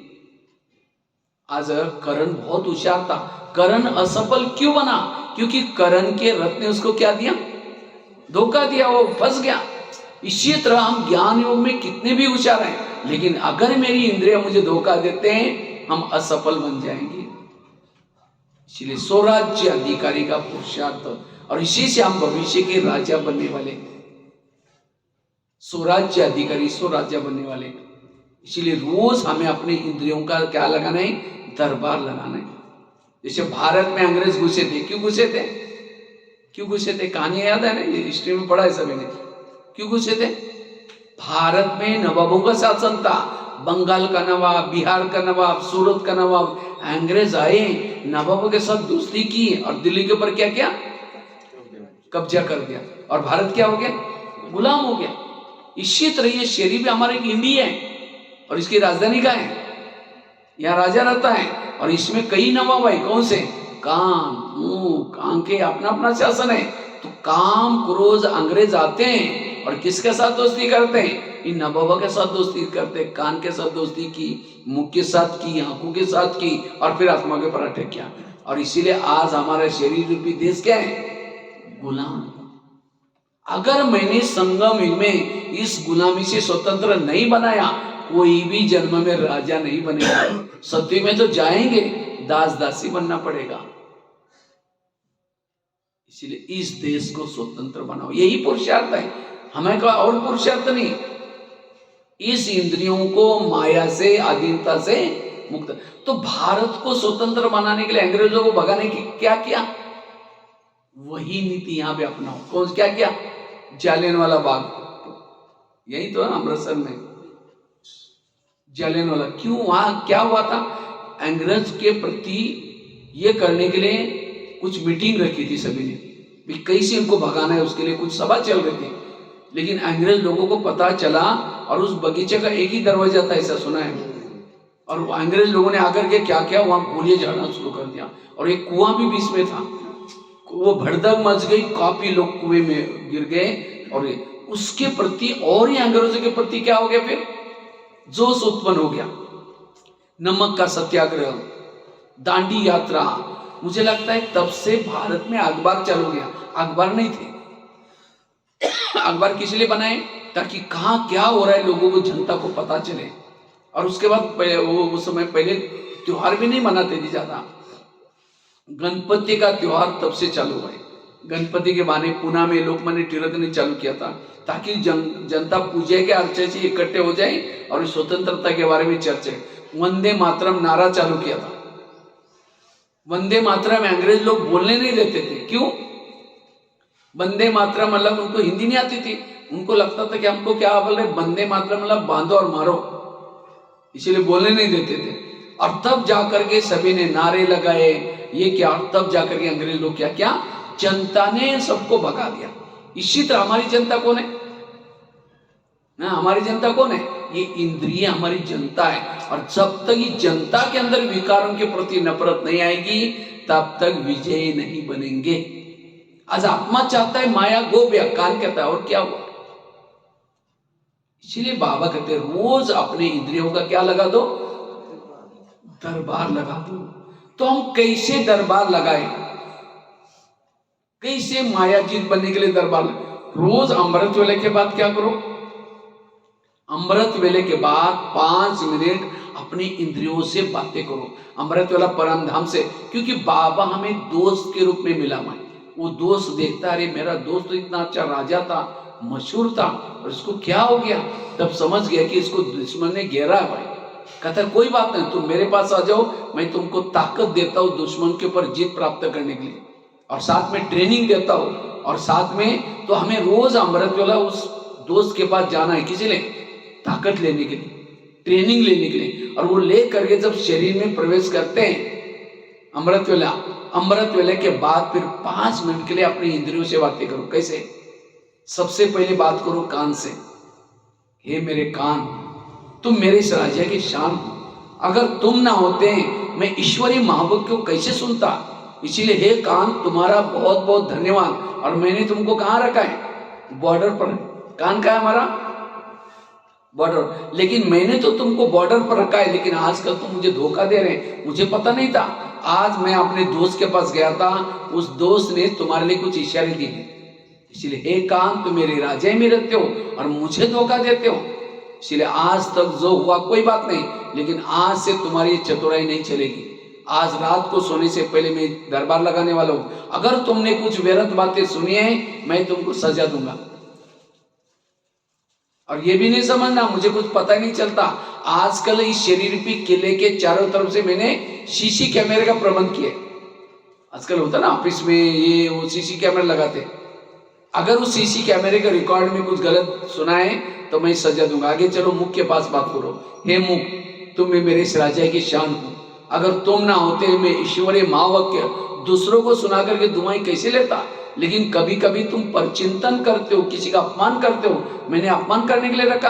अगर तुम किसी का अपमान करोगे मैं तुमको सजा दूंगा। आगे चलो, आंखों के पास ये आंखें, मुझे 84 जन्म में बहुत सारे आंखें मिली, लेकिन तुम्हारे जैसे भाग्यशाली आंखें कोई नहीं मिली। तुम्हारे द्वारा मैंने सत्यम शिवम को देखा है, परमात्मा को देखा है ना मधुबन में, जिसको देखने के लिए दुनिया की आंखें तरस रहे, लेकिन तुमने घंटों तक देखा है, बोलते हुए देखा है, चलते हुए देखा है। तो क्या प्रभु को देखने के बाद तुम्हारा पेट नहीं भरा? तुम इस संसार की व्यर्थ बातें क्यों देखते हो? अगर देखेगा मैं तुमको सजा दूंगा। आगे चलो, पांव के पास। हे पांव, तुम मेरे इस राज्य के शान हो, अगर तुम ना होते मैं सेवा करने के लिए कैसे जाता। सेवा की मुख ने आधा पुण्य किसको मिला? पांव को। सेवा की हाथ ने आधी दुआएं किसको मिली? पांव को। क्योंकि पांव क्या करता है, घुटने के ऊपर पूरा शरीर को लेके आता है। लेकिन कभी कभी पांव क्या करता है, पर चिंतन करने के लिए भी लेके जाता है। पर चिंतन किया मुख ने, आधा पाप किसके ऊपर चढ़ा? पांव के ऊपर। कान ने पर चिंतन सुना, आधा पाप किसके ऊपर चढ़ा? अगर पांव कहता नहीं नहीं मुझे वहां नहीं जाना, हे मुख तुमको जाना है तो तुम जाओ, तो मुख कहेगा ठीक है तुम नहीं जा रहा मैं जा रहा हूं। माना सभी इंद्रियां मिली हुए ये करनी। इसलिए हर आत्मा इंद्रियों के अंदर आत्मा के प्रति रिगार्ड चाहिए, रिस्पेक्ट चाहिए, और ये नहीं है। और इसलिए ये है सो परिवर्तन। तो इतना अटेंशन है, हाथ खड़ा किया था हम राजा बनने वाले। ये है राजा बनने का पुरुषार्थ। और इसी से हमारे संस्कारों में बदलाव आएगा। इसी से हमारे कई कहते हैं माता बड़ी खराब है। खराब है मतलब क्या? उसका इंद्रियों पर संयम नहीं है। इसीलिए बाबा कहते हैं अगर भविष्य के राजा बनना है, इस इंद्रियों का राजा बनो। अगर आप स्वयं से हारे हैं, कितनी भी सेवा करते तो भी आपकी सच्ची जीत नहीं कहेंगे। इसीलिए स्वराज्य अधिकारी का पुरुषार्थ। आगे चलो मन के पास। हे मन, तुम भी मेरे इस राज्य की शान हो। अगर तुम ना होते मैं ईश्वरीय ज्ञान का चिंतन कैसे करता। लेकिन कभी कभी तुम व्यर्थों का भी चिंतन करते हो। अगर व्यर्थों का चिंतन करेंगे मैं तुमको सजा दूंगा। आगे चलो बुद्धि के पास। हे बुद्धि, मैं सभी इंद्रियों में से चुन करके तुमको मंत्री बनाया। बुद्धि कौन है? मंत्री। और कौन सा मंत्री है? केंद्रीय मंत्री है, गृह मंत्री है। क्योंकि पूरा कारोबार किसके पास में है?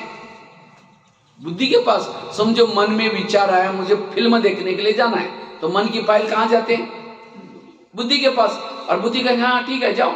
अब बुद्धि ने बोलते ही पांव चले गए, आंखें चली गई, हाथ चले गए, कान चले गए। तो आज तक हमारे जो भी जीवन में पाप हुआ है, साइन किसके? बुद्धि के। तो इसीलिए कभी एकांत में बैठ करके अपनी बुद्धि से बातें करो। हे बुद्धि, मैंने तुमको इंद्रियों सभी से चुन करके मंत्री बनाया और तुमने मेरे यही विश्वास का फायदा लिया। अगर आज से तुम्हें जो भी निर्णय लेना है श्रीमत के आधार से, अगर कोई भी गलत निर्णय लेगा मैं तुमको सजा दूंगा। इसको कहते हैं राजा। ये हो गया कब का दरबार? सवेरे का दरबार। फिर रात को सोने के पहले फिर दरबार लगा दो। कितना बजे? 10 बजे। सबसे पहले बात करो कान से। हे कान, तुम्हारा चार्ट कैसा ना? तुम्हारा बहुत बहुत धन्यवाद। सवेरे 7 बजे तुम्हारे द्वारा मैंने मुरली सुनी थी, लेकिन 12-1 बजे को माता जी आई थी, किसी के परचिंतन की बातें सुना रही थी और तुमने बड़ा नजदीक जाकर सुना था। और क्या हुआ? तुमको सवेरे मैंने सुनने के लिए मना किया था, तो भी तुमने सुना, इसीलिए तुम्हारे लिए सजा। कौन सी सजा? मतलब कान को काट करके फेंकने की सजा नहीं दो। कौन सी सजा दो? दोबारा मुरली सुनो। आगे चलो। तो ऐसे एक एक मुख के साथ बात करो। मुख तुम्हारा चार्ट कैसा रहा? समझो कान ने दरवाजा खोला, तुमने तो चुप रहना चाहिए था। तुमने भी बोला हाँ वो बहन ऐसे, हो भाई ऐसा करता रहता है, इसीलिए तुम्हारे लिए सजा। कौन सी? कल के दिन तुम्हारा कारोबार बंद, मौन है, मुख की सजा। इसको कहते हैं राजा। सारे ज्ञान का सार, सारे शास्त्रों का सार अपने पर शासन करो। और जब तक अपने पर शासन है तब तक दुनिया में बदलाव। बाबा ने कितना सुंदर तरीका रखा हुआ। ये दुनिया को बदलता है मतलब क्या करता है? दुनिया में रहने वाले हर व्यक्ति को बदलता है। हर व्यक्ति को बदलता मतलब क्या? उसके इंद्रियों पर शासन करने की कला सिखाता है। और जिसना इंद्रियों पर शासन, सारे क्राइम खत्म, सारी प्रॉब्लम खत्म, सारे विकार भी खत्म, सारे व्यसन भी खत्म, सब कुछ खत्म। ये है पुरुषार्थ। लेकिन आज हम ज्ञान में चलते हैं, अगर इनके तरफ ध्यान नहीं है तो हम हारे हुए हैं। और हारे वाले लोगों को खुशी नहीं होगी। इसलिए आ रहे, मुरली सुन रहे, जा रहे, आंधा पीस रहे और कुत्ता बैठ करके खा रहे। आंधे को लगता है मैंने एक बोरी भर करके पीसा, लेकिन जमा कुछ भी नहीं। इसीलिए आ रहे, थोड़ा मुरली आधा घंटा 1 घंटा सुन लिया, योग लगाया, सारे दिन आंखें बेरत देख रहे, कान गलत सुन रहे, गलत गल बोल रहे, मन बेरत सोच रहे, और फिर कहते खुशी नहीं, क्योंकि जमा कुछ भी नहीं है। इसलिए इंद्रियों पर शासन, ये है वर्तमान समय का पुरुषार्थ। अगर ये नहीं करेंगे आगे समय नहीं मिलने वाला। इसलिए ये पुरुषार्थ, और इसी से राजा बनेंगे। राजा बनने, राजाओं की भी निशानी होती है। राजा की पहली निशानी क्या है? राजा जिस शहर में रहता है सब लोग उसका कहना मानते हैं। अगर राजा का एक भी कहना नहीं मानता, राजा क्या करता है? उसको फांसी में चढ़ाता है। इसी तरह जिस शरीर में हम रहते हैं, तो क्या हमारा सब लोग मानते हैं? सभी इंद्रिय मानते हैं? अगर नहीं मानते उसको सजा दो। दूसरे राजा की निशानी क्या है? राजा दानी होता है। राजा के घर से कोई खाली। अब यहां से आप दिल्ली जा रहे हैं, अमृतसर जा रहे हैं, बाजू में कोई बैठा है, एक शब्द भी नहीं सुना है उसको, कंजूस राजा। बाजू वाली रोज घंटी बजा करके कहते हैं देवी आओ मुझे दर्शन दो, देवी एक शब्द भी नहीं कभी सुनाती, कंजूस है। दो, जो देता है वो देवता है, मनसा से दो, वाचा से दो, कर्मना से दो, हर एक को दो। कई को क्या लगता है ब्रह्मा कुमारी में आएंगे तो हमको सब मिलने वाला है, ये आपकी गलत फहमी। अगर यहां आकर के कुछ करेंगे नहीं मिलेगा कुछ भी नहीं। एक कहानी सुनाता हूं, सभी जागृत बैठे हैं ना, सभी एक बार ताली बजाओ सभी। ताली बजाने से मेरा उमंग नहीं आएगा, लेकिन बाजू में कोई सो रहा है उठ जाएगा, इसलिए बीच बीच में थोड़ा ना। तो इसे तो सब जागृत सुन रहे हैं क्योंकि इतनी बड़ी राजाई मिलने वाले हैं, तो इसलिए तो एक स्टोरी आप लोगों के साथ शेयर करता हूं। माना दान का कितना बड़ा महत्व है। एक बहू थी, शादी से पहले बहुत दान पुण्य करते, लेकिन जब उसकी शादी होती दान पुण्य नहीं करती। उसकी शादी एक सेठ जी के घर में हुई। वो थे सेठ जी लेकिन थे कंजूस। उनका बड़ा महल था, गाड़ियां बंगला बहुत सारा था। तो एक दिन एक सन्यासी आया और उस बहू को भिक्षा मांगी, मुझे भिक्षा चाहिए। तो बहू क्या बोलते, मैं खुद बासी खाती हूँ और भूखी सोती, तुमको कहां से दूं। अब सास ने उसको सुन लिया, उसको तो बड़ा गुस्सा आया, ये तो इतनी बड़ी महल में रहती है और बासी खाते हैं भूखी सोती है, बोलते ये तो मेरा नाम बदनाम कर रहे हैं। लेकिन सन्यासी था इसलिए कुछ बोला ही नहीं। दोबारा उसने कहा मुझे थोड़ी भिक्षा चाहिए। उस बहू कहते सुना नहीं तुमने, मैं खुद बासी खाती हूँ भूखी सोती, तुमको कहां से दो। सन्यासी चला गया। सास उल्टी 2 थप्पड़ लगा दिया बहू को। कहते तुमने मेरा नाम बदनाम किया, कब तुमको बासी खिलाया, कब भूखा सुलाया। कहते मैं रोज बासी खाती हूँ और भूखी सोती हूँ। आज मेरी शादी शेठ जी की घर में हुई है, ये तो मेरे पिछले जन्मों का पुण्य निर्णय है। पिछले जन्म में कोई ऐसा काम किया था जिसके घर मेरी शादी कहाँ हुई, शेठ जी के घर में। और मैं कहता थे इसलिए मैंने कहा बासी खाती हूँ और चलो ठीक है भूखी कब सोती हो।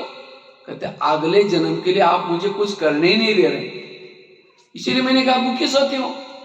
तो उसको लगा बात तो सही है, ठीक है ठीक है। कहते जो घोड़े के लिए चने पीछे उसको दिया करो। उसको लगा अक्ल तो आ गई, तो रोज चने देते। एक दिन उसके मन में अगर मैं चने दूंगी जन्म में, अगले जन्म में क्या मिलेगा, बोरी के बोरी चने मिलेंगे। अब चने खा के मैं क्या करूंगी। तब उसकी सास कहते अच्छा जो चाहिए दे दो। इसी तरह कहीं हम बासी खा करके भूखा तो नहीं सो रहे। आज इतनी हमें तरावटी माल मिल रहे हैं, आज लोग कितने तड़प रहे हैं भक्ति में। आज हमें कितना अमृत मिल रहा है, ज्ञान का अमृत, कितना हमें पालना मिल रहे हैं। ये कौन से जन्मों का फल है। 63 जन्मों में जो धर्म में भटके थे, व्रत किया था, उपवास किया था, भक्ति की थी, उसका फल ये ज्ञान मिल रहा है। तो कौन सा खा रहे हैं, बासी खा रहे, पिछले जन्मों का खा रहे हैं। और आज अगर मैंने दान पुण्य कुछ किया नहीं, सेवा किया नहीं, अगले जन्म के लिए कैसे सो रहे हैं, भूखे सो रहे हैं। इसलिए बासी खा करके भूखा नहीं सोना। और याद रखना ये संगम युग ही है। अभी आप कुछ दे सकते हैं, एक समय आएगा ये देने का सब कुछ खत्म हो जाएगा। आगे चल करके बाबा की धीरे धीरे प्रत्यक्षता होती रहेगी। अभी कुछ दिन पहले गीता का भगवान कौन, इसके ऊपर एक सम्मेलन हुआ। काफी सारे लोगों ने मान लिया कि वास्तव में गीता कृष्ण ने नहीं दी, शिव ने दी। अब द्रौपदी मुर्मू ऐसे बड़े बड़े लोग ज्ञान में चल रहे। धीरे धीरे बाबा की प्रत्यक्षता होगी, लोगों को पता चला कि भगवान इस धरती पर आया और ज्ञान सुना रहे। तब लोग आकर के कहेंगे हमारा प्लॉट ले लो, हमारा बिल्डिंग ले लो। लेकिन मधुबन से डायरेक्शन आएगा, कृपया यहाँ किसी का भी कुछ भी लेना, क्योंकि बाबा को लेते हैं तो देना भी तो पड़ेगा। जैसे 1000 और 500 की नोटा बंद होगी तो क्या हुआ, लोगों ने फटाफट ला करके भंडारे में डालना शुरू किया। जब ले सकते थे, क्योंकि 2 महीने का तक बैंक में बदल कर ले सकते थे, लेकिन मधुबन से डायरेक्शन क्या आया, उसमें लिखा था कृपया 1000 और 500 की नोटा भंडारी में पुरानी नोटा ना डाली। और पहले डालने के लिए बोलते तो हाथ तर कांपता था, डालू ना डालू, 1000 के और 500 के। और जब बंद हो गई तो इसी तरह आगे चल करके जब लोगों को पता चलेगा, कोई फ्लैट देने के लिए तैयार होगा, कोई ये कहे, लेकिन कोई नहीं। इसलिए हम अब भाग्यशाली हैं, बाबा हमारा स्वीकार कर रहे हैं।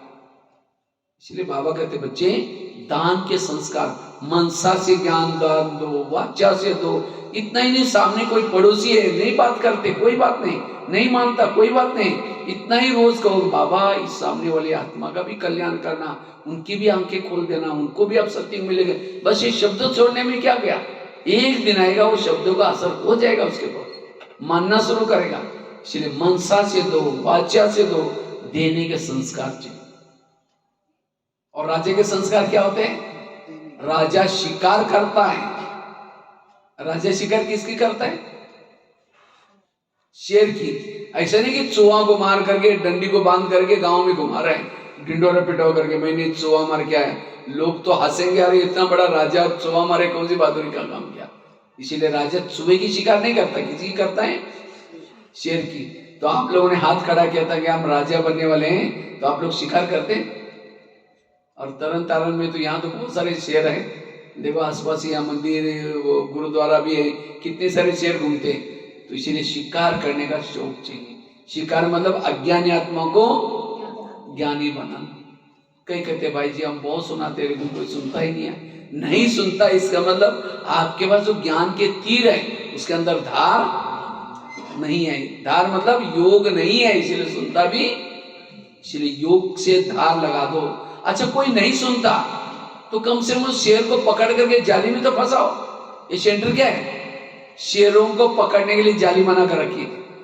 तो कम से कम मीठा मीठा बोल करके यहाँ तो लेके आओ, बाकी मारने का काम बहने कर ही देंगे। लेकिन जिसने यहाँ तक लाया आधी दुआ किसको मिलेगी? लेकिन याद रखना, शेर की शिकार बड़ी सावधानी से की जाती है। नहीं तो कई बार अखबार में आता है कोई शिकार करने के लिए गया था, शेर ने उसके ऊपर हमला कर दिया, मार दिया। कई बार ऐसे भी होता है, किसी को ज्ञान सुनाने के लिए जाएंगे, हम ज्ञान में चलते हैं, ब्रह्मा कुमारी में जाते हैं, भगवान आया आप भी चलो ना। क्योंकि अच्छा अभी फंस गए क्या? वहां का बाहर का भोजन खाते नहीं, फैशन करते नहीं, ब्रह्मचर्य का पालन करते, कोई लाइफ है क्या? इसीलिए दुनिया में यार खाओ पियो मौज करो, ये सब होता है। ओम शांति, कल से आना ही बंद कर दिया। गया था शेर की शिकार के लिए, खुद ही मर गया। इसलिए पहले खुद पक्के बनो। और मुझे तो शिकार करने का बड़ा शौक है। हाँ, पूरा भारत के कोने कोने में जाता रहता हूँ, और मेरे एक टूर में तो 10-12 तो शेर तो मर ही जाते। और जो शिकार करेगा वो क्या बनेगा? राजा बनेगा। तो महीने में एक को बिके जरूर बनाना है। तो एक महीने को एक होगा तो 12 महीने के कितने हो जाएंगे? 12। तो इसलिए शिकार करने का जो संस्कार है वही राजा बन सकता है। अगर मैंने प्रजा नहीं बने तो राज्य किसके ऊपर करूंगा? इसलिए शिकार करने का शौक। और राज्य की निशानी क्या होते हैं? फलों का राज्य किसको बोलते हैं? आम को। क्यों आम को क्यों बोलते हैं? मीठा तो उससे भी ज्यादा चीकू मीठा है। आम को क्यों बोलते हैं? क्योंकि आम के साथ सबका प्यार होता है।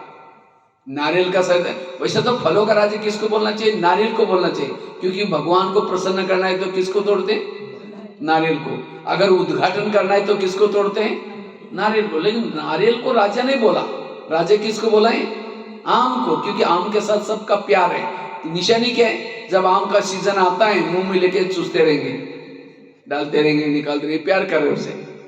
अब सूखा नारियल लेकर चूसो, 32 दांत है वो भी टूटेंगे, मिलेगा कुछ भी नहीं। अर्थात राजा बनने के लिए सबके प्यारे बनो। अगर आप सामने से आ रहे हैं, आपको देखकर के कोई रास्ता काट रहा है, आपको देखना पसंद नहीं करता, आप राजा नहीं बनेंगे। और क्यों देखना पसंद नहीं करता? क्योंकि मेरे मुख पर संयम नहीं है, मेरे मन में संयम नहीं है। उसके लिए कोई मेरे शब्द सुन करके उसको कुछ दिल में लगता है, इसलिए वो देखना पसंद नहीं करता। इसलिए जिसका इंद्रिय पर शासन है, सब लोग उसको देखना पसंद करेंगे। दादिया जब हॉल से निकलते हैं, डायमंड हॉल से, सब बिल्कुल भीड़ में लगा करके देखते हैं। क्यों? उनका संयम है अपने ऊपर। इसलिए राजा बनने के लिए प्यारे बनो। और फलों का राजा आम को क्यों बोला? आम ऊपर से नरम होता है और अंदर से उसकी गुठली कितनी सख्त है, पत्थर मारो तो भी टूटता नहीं।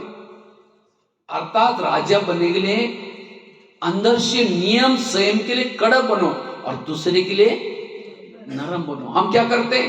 नहीं जैसे कहता है वैसे करो, वो करो, नहीं तेरे को ये करो। अब खुद कुछ नहीं करेंगे, दूसरों को ऑर्डर करेंगे। लोग कहेंगे हाँ जरूर जरूर, पीछे मुझे आपको पता आप कैसे जाओ। इसलिए राजा बनने के लिए पंडित नहीं बनो, आचार्य बनो। पहले करो फिर बाद में कहो, पहली करनी बाद में कथनी। ब्रह्मा बाबा पहले करते थे फिर बाद में कहते थे, वो है राजा। और राजा बनने के लिए फलों का राजा आम क्यों बोला? आम को जो फल लगता है झुकता है, और नारियल को फल लगता है तो और ऊपर जाता है। अर्थात जिसके अंदर विशेषता कला आई, जो झुकता है वो है राजा। और जिसको विशेषता है अकड़ करके चलता है वो राजा नहीं बनेगा। आम है अभिमान का प्रतीक, नारियल है नम्रता का प्रतीक। जो नम्रचित है वो राजा है, अभिमान वाला कभी राजा। और फलों का राजा आम को क्यों बोला? जब कोई व्यक्ति थक जाता है, परेशान हो जाता है धूप में, तो कहाँ के सोता है? आम के पेड़ के नीचे आएगा, उसकी सारी थकान मिट जाएंगी, फ्रेश होकर के उठेगा। अगर नारियल के नीचे जाकर कोई सोएगा तो छाया तो छोड़ो, और ही नारियल तोड़ करके सिर भी तोड़ देगा सोने वालों को, छाया तो देगा ही नहीं। इसी तरह दुनिया से कोई तंग होकर के, परेशान होकर के, शांति के लिए अगर आपके संपर्क में कोई आता है, वो रोते हुए आया था, आपको ऐसी बातें सुनाई, खुश होके गया, निगेटिव बन कर गया या पॉजिटिव बन के गया, वो है राजा। कई कई तो बीके ऐसे भी होते हैं, परेशान होकर के आया है, यहाँ की कोई उल्टी सुल्टी बात सुना आ रही है, यहाँ भी तो ऐसे चलते हैं, कौन सुना रही है, ये तो ऐसे है, और ही उल्टी सुना है। वो आया था ज्ञान सुनने के लिए और ही दिमाग खराब करके गए, वो कभी राजा नहीं। इसीलिए राजा बनने के लिए आम बनो, नारियल। इसीलिए भक्ति मार्ग में क्या करते हैं? नारियल को तोड़ो। नारियल माना जो आपके अंदर रियल नहीं है, जो ओरिजिनल संस्कार है, उसको तोड़ो। वास्तव में नारियल ये आत्मा का प्रतीक है। नारियल का कलर कैसा होता है? लगभग केसरी। नारियल को 3 होल होते हैं, अर्थात मन, बुद्धि और संस्कार। नारियल भी कोई खराब चीज नहीं। कोरोना काल में एक नारियल की कीमत 250-300 भी हो गई थी, वो पानी पीने वाला। क्योंकि नारियल का जो पानी है, खोबरा है, जो मलाई है, कई बीमारी की दवाई है वो। लेकिन वो पानी पीने के लिए, खोबरा खाने के लिए नारियल के कवच को क्या करना पड़ता है? तोड़ना पड़ता है। अर्थात आत्मा के अंदर ओरिजिनल शांत स्वरूप, आनंद स्वरूप, शक्ति स्वरूप बहुत सारे गुण है, लेकिन उस गुणों को बाहर निकालना है तो ऊपर जो विकारों का कवच लगा उसको तोड़ना पड़ता है। और भक्ति मार्ग में नारियल केवल शिव जी के सामने रखते नहीं है, उसको तोड़ेंगे, उसका पानी डालेंगे, फिर कहेंगे भगवान प्रसन्न हो गया। इसी तरह हमने केवल अपना नारियल आत्मा को लाकर के शिव जी के सामने रखा हुआ है, अगर तोड़ा ही नहीं, बाबा प्रसन्न कभी। इसके लिए तोड़ो।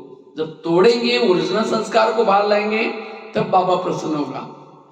इसलिए इस 2023 में हमें क्या करना है? अपने आत्मारूपी नारियल को तोड़ना है। और जब उद्घाटन करते समय जब नारियल डालते हैं, एक धक से जब टूटेगा तो क्या कहेंगे? हाँ, ये शुभ मुहूर्त है, अच्छा मुहूर्त है। अब डाला 5 बार डाला, टूटा ही नहीं, तो क्या कहेंगे? अरे भाई, ये तो मुहूर्त ठीक नहीं है। इसी तरह हमने जितना लंबा समय तक ज्ञान में चल रहे हैं, लेकिन ओरिजिनल संस्कार बाहर आए ही नहीं, इसका मतलब भविष्य का पद इतना ऊंचा हमारा नहीं है, पता चलता है पहले से। इसलिए स्वराज्य अधिकारी, ये है परिवर्तन का आधार, ये है वर्तमान समय का पुरुषार्थ। अब हमें किसी को देखने का समय नहीं, अपने आप को बदलो, अपने इंद्रियों पर राज्य करो। और जिन्होंने इंद्रियों पर राज्य किया, ब्रह्मा बाबा सबके प्यारे क्यों बने? क्योंकि बाबा का अपने पर शासन था। अगर आप सबको प्यारे बनना चाहते, पसंद बनना चाहते, तो क्या करो? आप सबके प्यारे बनो। यह है स्वराज्य अधिकारी स्थिति। तो कितनी बातें हो गई? वर्तमान समय का पुरुषार्थ क्या क्या करना है, इसके बारे में हमारी चर्चा चल रही थी। तो पहली बात कौन सी सुनाई? हमें अमृत वेला अच्छी तरह करना है। अमृत वेला अच्छी तरह करना है, कैसे बैठना है, कैसा अटेंशन देना है, वो पूरा उसके बारे में डिटेल में बताया। अमृत वेला कैसे, मैंने वो मेहमान का एग्जाम्पल दिया था। नहीं तो कई क्या करेंगे? अमृत वेला बैठेंगे, शुरू करेंगे, मैं आत्मा हूँ, शांत स्वरूप हूँ, शक्ति स्वरूप हूँ, आनंद स्वरूप हूँ, जा रही हूँ चांद सूरज तारंगन के पार, और वहां से झुटका लगा देंगे। तारांगन के पार से कोई झुटका लगा नीचे हड्डी गुड्डी टूट जाएगी। एक कुमारी ने मुझे क्वेश्चन पूछा, कहते भाई साहब मैं अमृतवेला उठता ही नहीं, मेरी नींद ही नहीं खुलती। हमने कहा क्यों? अलार्म लगाया करो। कहता अलार्म तो लगाता हूँ लेकिन सुना ही नहीं पड़ता। हमने कहा क्यों? कहते हैं मैं सोने के लिए परमधाम में जाता हूँ और अलार्म तो नीचे धरती पर बजता है। देखो कैसे कैसे क्वेश्चन पूछते भाई, इसलिए बोला सुना ही नहीं पड़ता। एक कुमारी ने मुझे क्वेश्चन पूछा, कहते भाई साहब मैं अमृतवेला उठती हूँ लेकिन परमधाम में नहीं जाती। हमने कहा क्यों? कहते हैं उसी समय हमारे घर के ऊपर बहुत अंधेरा रहता है। हमने कहा अंधेरे में कोई भूत आकर के थोड़ी पकड़ लेगा, वो तो उसका शरीर कहाँ सो बैठा है, बाहर गेट को ताला लगा हुआ है, दूसरा ताला लगा हुआ है, अंदर घर में बैठे हैं। अच्छा शरीर भी यहाँ है और उसकी आत्मा भी शरीर में है। वो परमधामी कौन जा रहे हैं? उसकी मन और बुद्धि, और उसके लिए भी उसको डर लग रहा है। बताओ कैसे कैसे क्वेश्चन पूछते। इसीलिए बाबा कहते हैं अमृतवेला अटेंशन से बैठना है। बाबा तो कहते हैं रोज मैं तुम्हारे घर में आता हूँ। अमृतवेला दिखाई पड़ता है? बाबा आता है, दिखाई पड़ता है? होश में बैठेंगे तब तो फिर दिखाई पड़ेगा। अगर कोई व्यक्ति शराब पी करके गटर में पड़ा है और कोई जाकर के कहे 10 रुपए ले लो घर में जाकर सो जाओ, वो क्या बोलता है? मैं राजा हूं, मुझे कुछ नहीं चाहिए।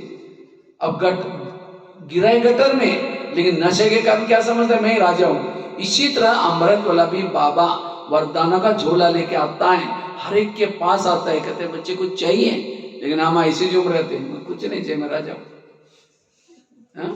कोई तो दिन में झूमना शुरू करता है तो अमृतवेला पता नहीं क्या होगा। इसलिए अमृतवेला आंखें खोल करके बैठ। अब किसी के चेहरे पर मेकअप हो रहा है, जिसके चेहरे पर मेकअप हो झुटका लगा दिया, यहाँ का मेकअप यहाँ पहुंच जाएगा। इसलिए अमृतवेला हमें, अगर अमृतवेला योग में नींद करेंगे तो भक्ति मार्ग में भगत भी आपका कीर्तन करते करते वो भी सो जाएगा, आप तो देखते रहेंगे भाई। इसीलिए अमृतवेला हमें अच्छी तरह अटेंशन से, मैं बता रहा हूँ, मैं समझो कोई मेहमान को घर में बुलाया और मेहमान आने से पहले दरवाजे खिड़की लगा दो, कैसा लगेगा उसको? इसीलिए हमें भी आंखें खोल करके बाबा को याद करना है। तो अमृतवेला हमारे अच्छी होना चाहिए। अमृतवेला जिसकी अच्छी उसका सारा दिन अच्छा।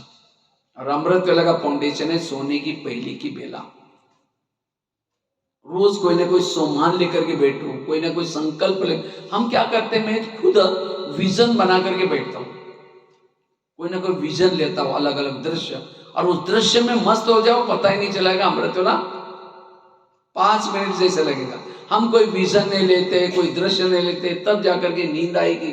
अब समझो रात को ट्रेन जा रही 2 बजे और ट्रेन जा रही, चाय वाला चाय चाय चाय करके झुटका लगाता है, उसको क्या दिखता है? 200 रुपये मुझे मिलने वाले हैं, अभी मैं चाय बेचूंगा, कितना मिलेगा? 200 रुपये। तब इसीलिए नींद नहीं आती।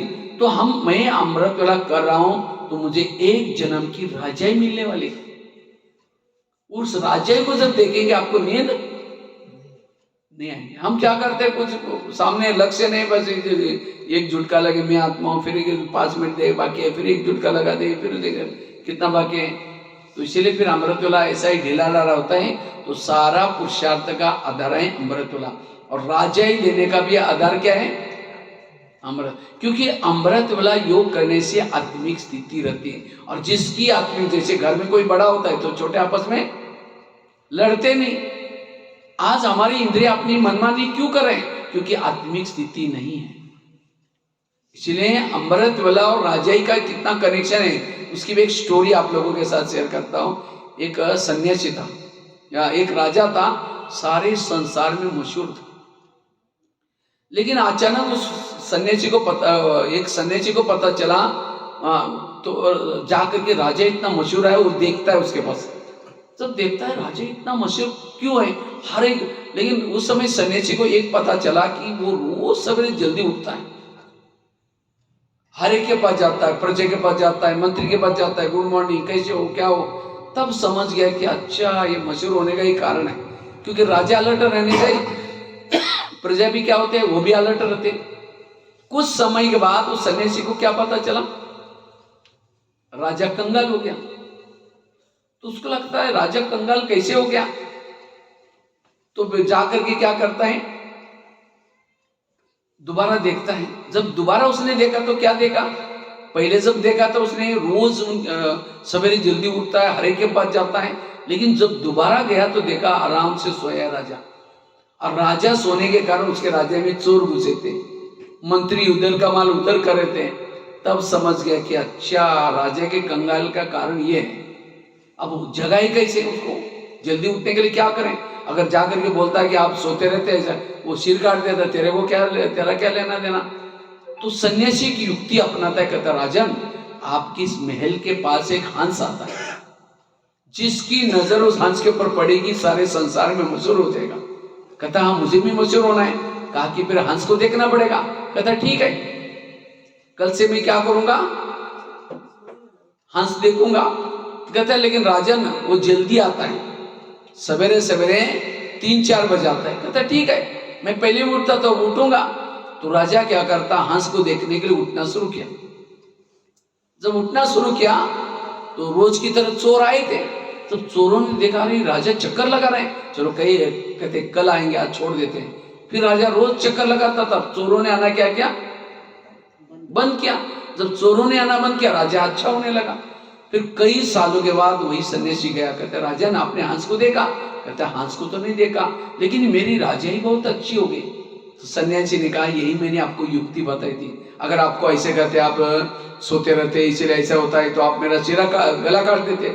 ऐसे आप रोज उठा करो, आपकी राजा फिर से हमेशा अच्छी मशहूर हो जाएगी।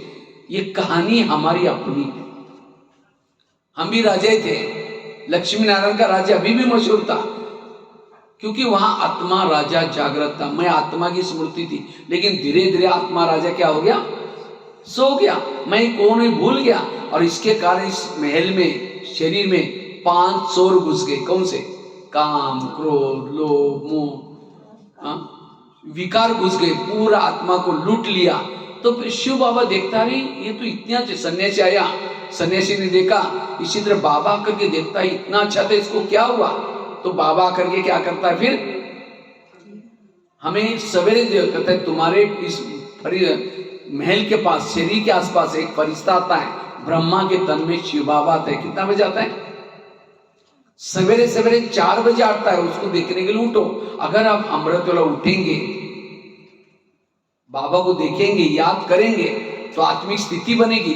जब आत्मिक स्थिति बनेगी तो चोर आना बंद हो जाएगा। इसलिए हमें अमृत वेला राजाई लेने का बड़ा आधार है।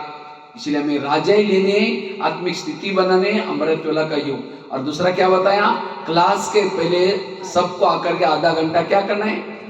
इसलिए आज तिलक लगाए। तिलक क्यों लगाया, यही प्रतिज्ञा करनी है। तिलक, अगर मुझे विजयी बनना है तो ये प्रतिज्ञा करना है कि 5-6 जो बातें बताई, वर्तमान समय अनुसार क्या क्या पुरुषार्थ करना है, उसका ये तिलक लगा के जाओ। केवल स्थूल तिलक नहीं, ये तिलक लगाओ। और जब ये तिलक लगेगा तो भविष्य का राजाई का तिलक भी मिल जाएगा। क्योंकि भविष्य की राजाई का आधार क्या है, वर्तमान समय का पुरुषार्थ। और ये पुरुषार्थ राजाई बनने का क्या बताया, एक अमृत वेला का योग। और संगठन का योग आप लोगों को कब मिलता है, कब मिलता है। अमृत वेला तो अपने घरों में करते हैं, अकेले। नुमाशाम भी घरों में करते हैं, ट्रैफिक कंट्रोल भी घरों में। केवल क्लास के पहले योग, यही हमारा क्या है। लकड़ियां जल रही, गीली लकड़ी डालो, वो भी क्या होता है। तो आप सभी को अभी क्या करना है, रोज आकर के आधा घंटा, इससे सेंटर का वायुमंडल अच्छा बन जाएगा, शक्तिशाली बनेगा। और जब सेंटर का वायुमंडल बनेगा, न चाहते हुए लोग अपने आप यहाँ आना शुरू करेंगे। इसीलिए क्लास के पहले सबको आधा घंटा योग क्या करना है। और उसके लिए कोई बहाना नहीं बना है। हम क्या करते हैं, बहाना मारते हैं, नहीं ये वो। हमने खुद किया है। मैंने मुरली के, मैं अपने जीवन की एक घटना में आपको सुनाता हूँ। मैंने मुरली को कितना बड़ा महत्व दिया। जब मैं ITI पूरा हुआ तो मेरे पास खाने के लिए कुछ नहीं था। चावल उबाल करके शक्कर डाल के खाता था। मुझे नौकरी की बहुत जरूरी थी। और मैं गांव से भी दूर वहाँ ITI करता था। तो ITI पूरा होने के बाद तो रोज मैं मुरली सुनता था। जब ITI पूरा होने के बाद अभी घर जाना है, लेकिन घर में जाएंगे तो मुरली मिलेगी नहीं। और पहले किसी के पास मुरली मिलती नहीं थी। उस समय नेट वगैरह वो कोई बात ही नहीं था। तो मैंने सोचा अब क्या करेंगे। तो मैंने सोचा मेरे को कॉल आना शुरू हो गया कंपनी के, लेकिन जो कॉल आता था जहां कोई बाबा का सेंटर नहीं वही कॉल आता था। मैं कॉल को क्या करता था, बाबा के सामने रखता था अमृतवेला। बाबा कहता बाबा मुझे नौकरी पकड़नी नहीं, आप राजा बनाने का पुरुषार्थ तो अभी सिखा रहे हैं और ये तो जन्म जन्म नौकरी तो किया, फाड़ के फेंक देता था। जबकि खाने के लिए कुछ नहीं, घर वालों की सबकी आसे मेरे ऊपर। तो मैंने सोचा मुझे इतना दिन में गीता पाठा में इतना अच्छा ज्ञान सुना, अगर यही ज्ञान बहनों के मुख से सुनेगी कितना आनंद आएगा। तो मैंने क्या किया, डिस्ट्रिक्ट लेवल में वहां चला गया। अब रहने का कुछ करना पड़ेगा, तो मैंने क्या किया, एक हॉस्पिटल में गया। मैंने डॉक्टर को कहा कि आपको कंपाउंडर की जरूरत है। कहता हाँ, मैं ढूंढ ही रहा था मुझे कोई मिल जाए, क्योंकि मेरा एक कंपाउंडर था वो क्या हो गया, वो चला गया। तो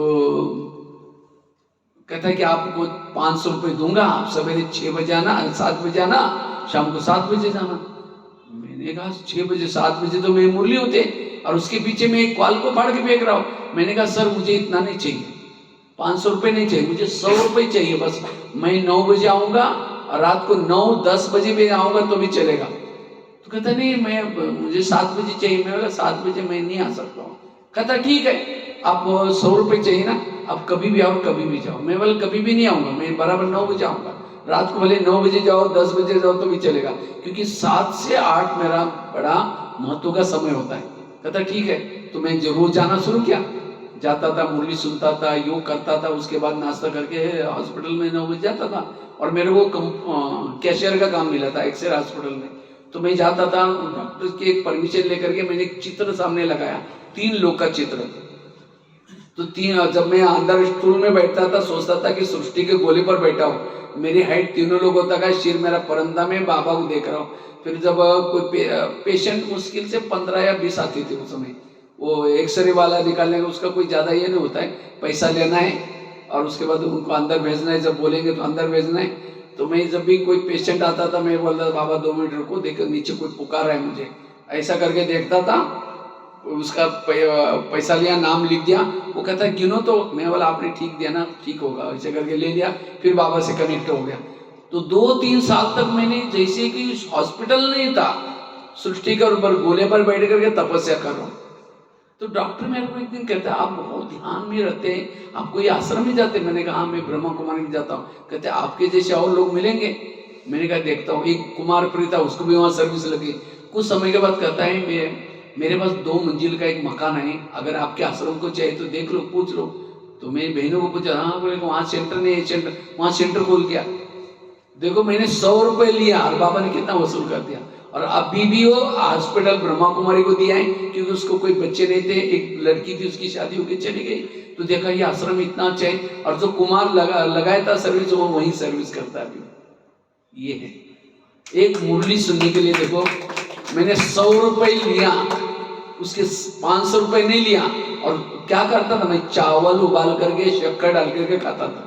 लेकिन ये है मुरली के लगन। आज के किसी को बोलते हैं मुरली से, कहते दुकान खोलना पड़ता है। दुकान खोलेंगे कितना कमाएंगे? 500। यहाँ सेंटर पर नहीं आएंगे कितना कमाएंगे? लाखों करोड़। इसलिए उस दुकान से भी पहले यहाँ आओ, अपने 2 कान खोलो। वो तो एक ही दुकान है, यहाँ कितने कान है? 2 कान। उस दुकान से कमाए हुआ चोर लुटेगा, आग जलाएगा, पानी डुबाएगा, लेकिन इस 2 कान से कमाया हुआ चोर नहीं लुटेगा। इसलिए पढ़ाई रोज हमें पढ़नी है और साथ में अमृत वेला चित्र करनी है। मैंने स्वयं के पुरुषार्थों को मैंने बताई, अपनी स्थिति को पावरफुल शक्तिशाली कैसे बनाया। इसलिए वर्तमान समय अनुसार ये पुरुषार्थ है। अमृत वेला क्लास के पहले योग और मुरली सबको कहाँ सुनना है? सेंटर पर आकर के सुनना है। अगर ऑनलाइन से सुनेंगे, और आजकल ऑनलाइन में भी ऐसे ऐसे श्रीमत देने वाले उल्टे सुल्टे बहुत बैठे हैं।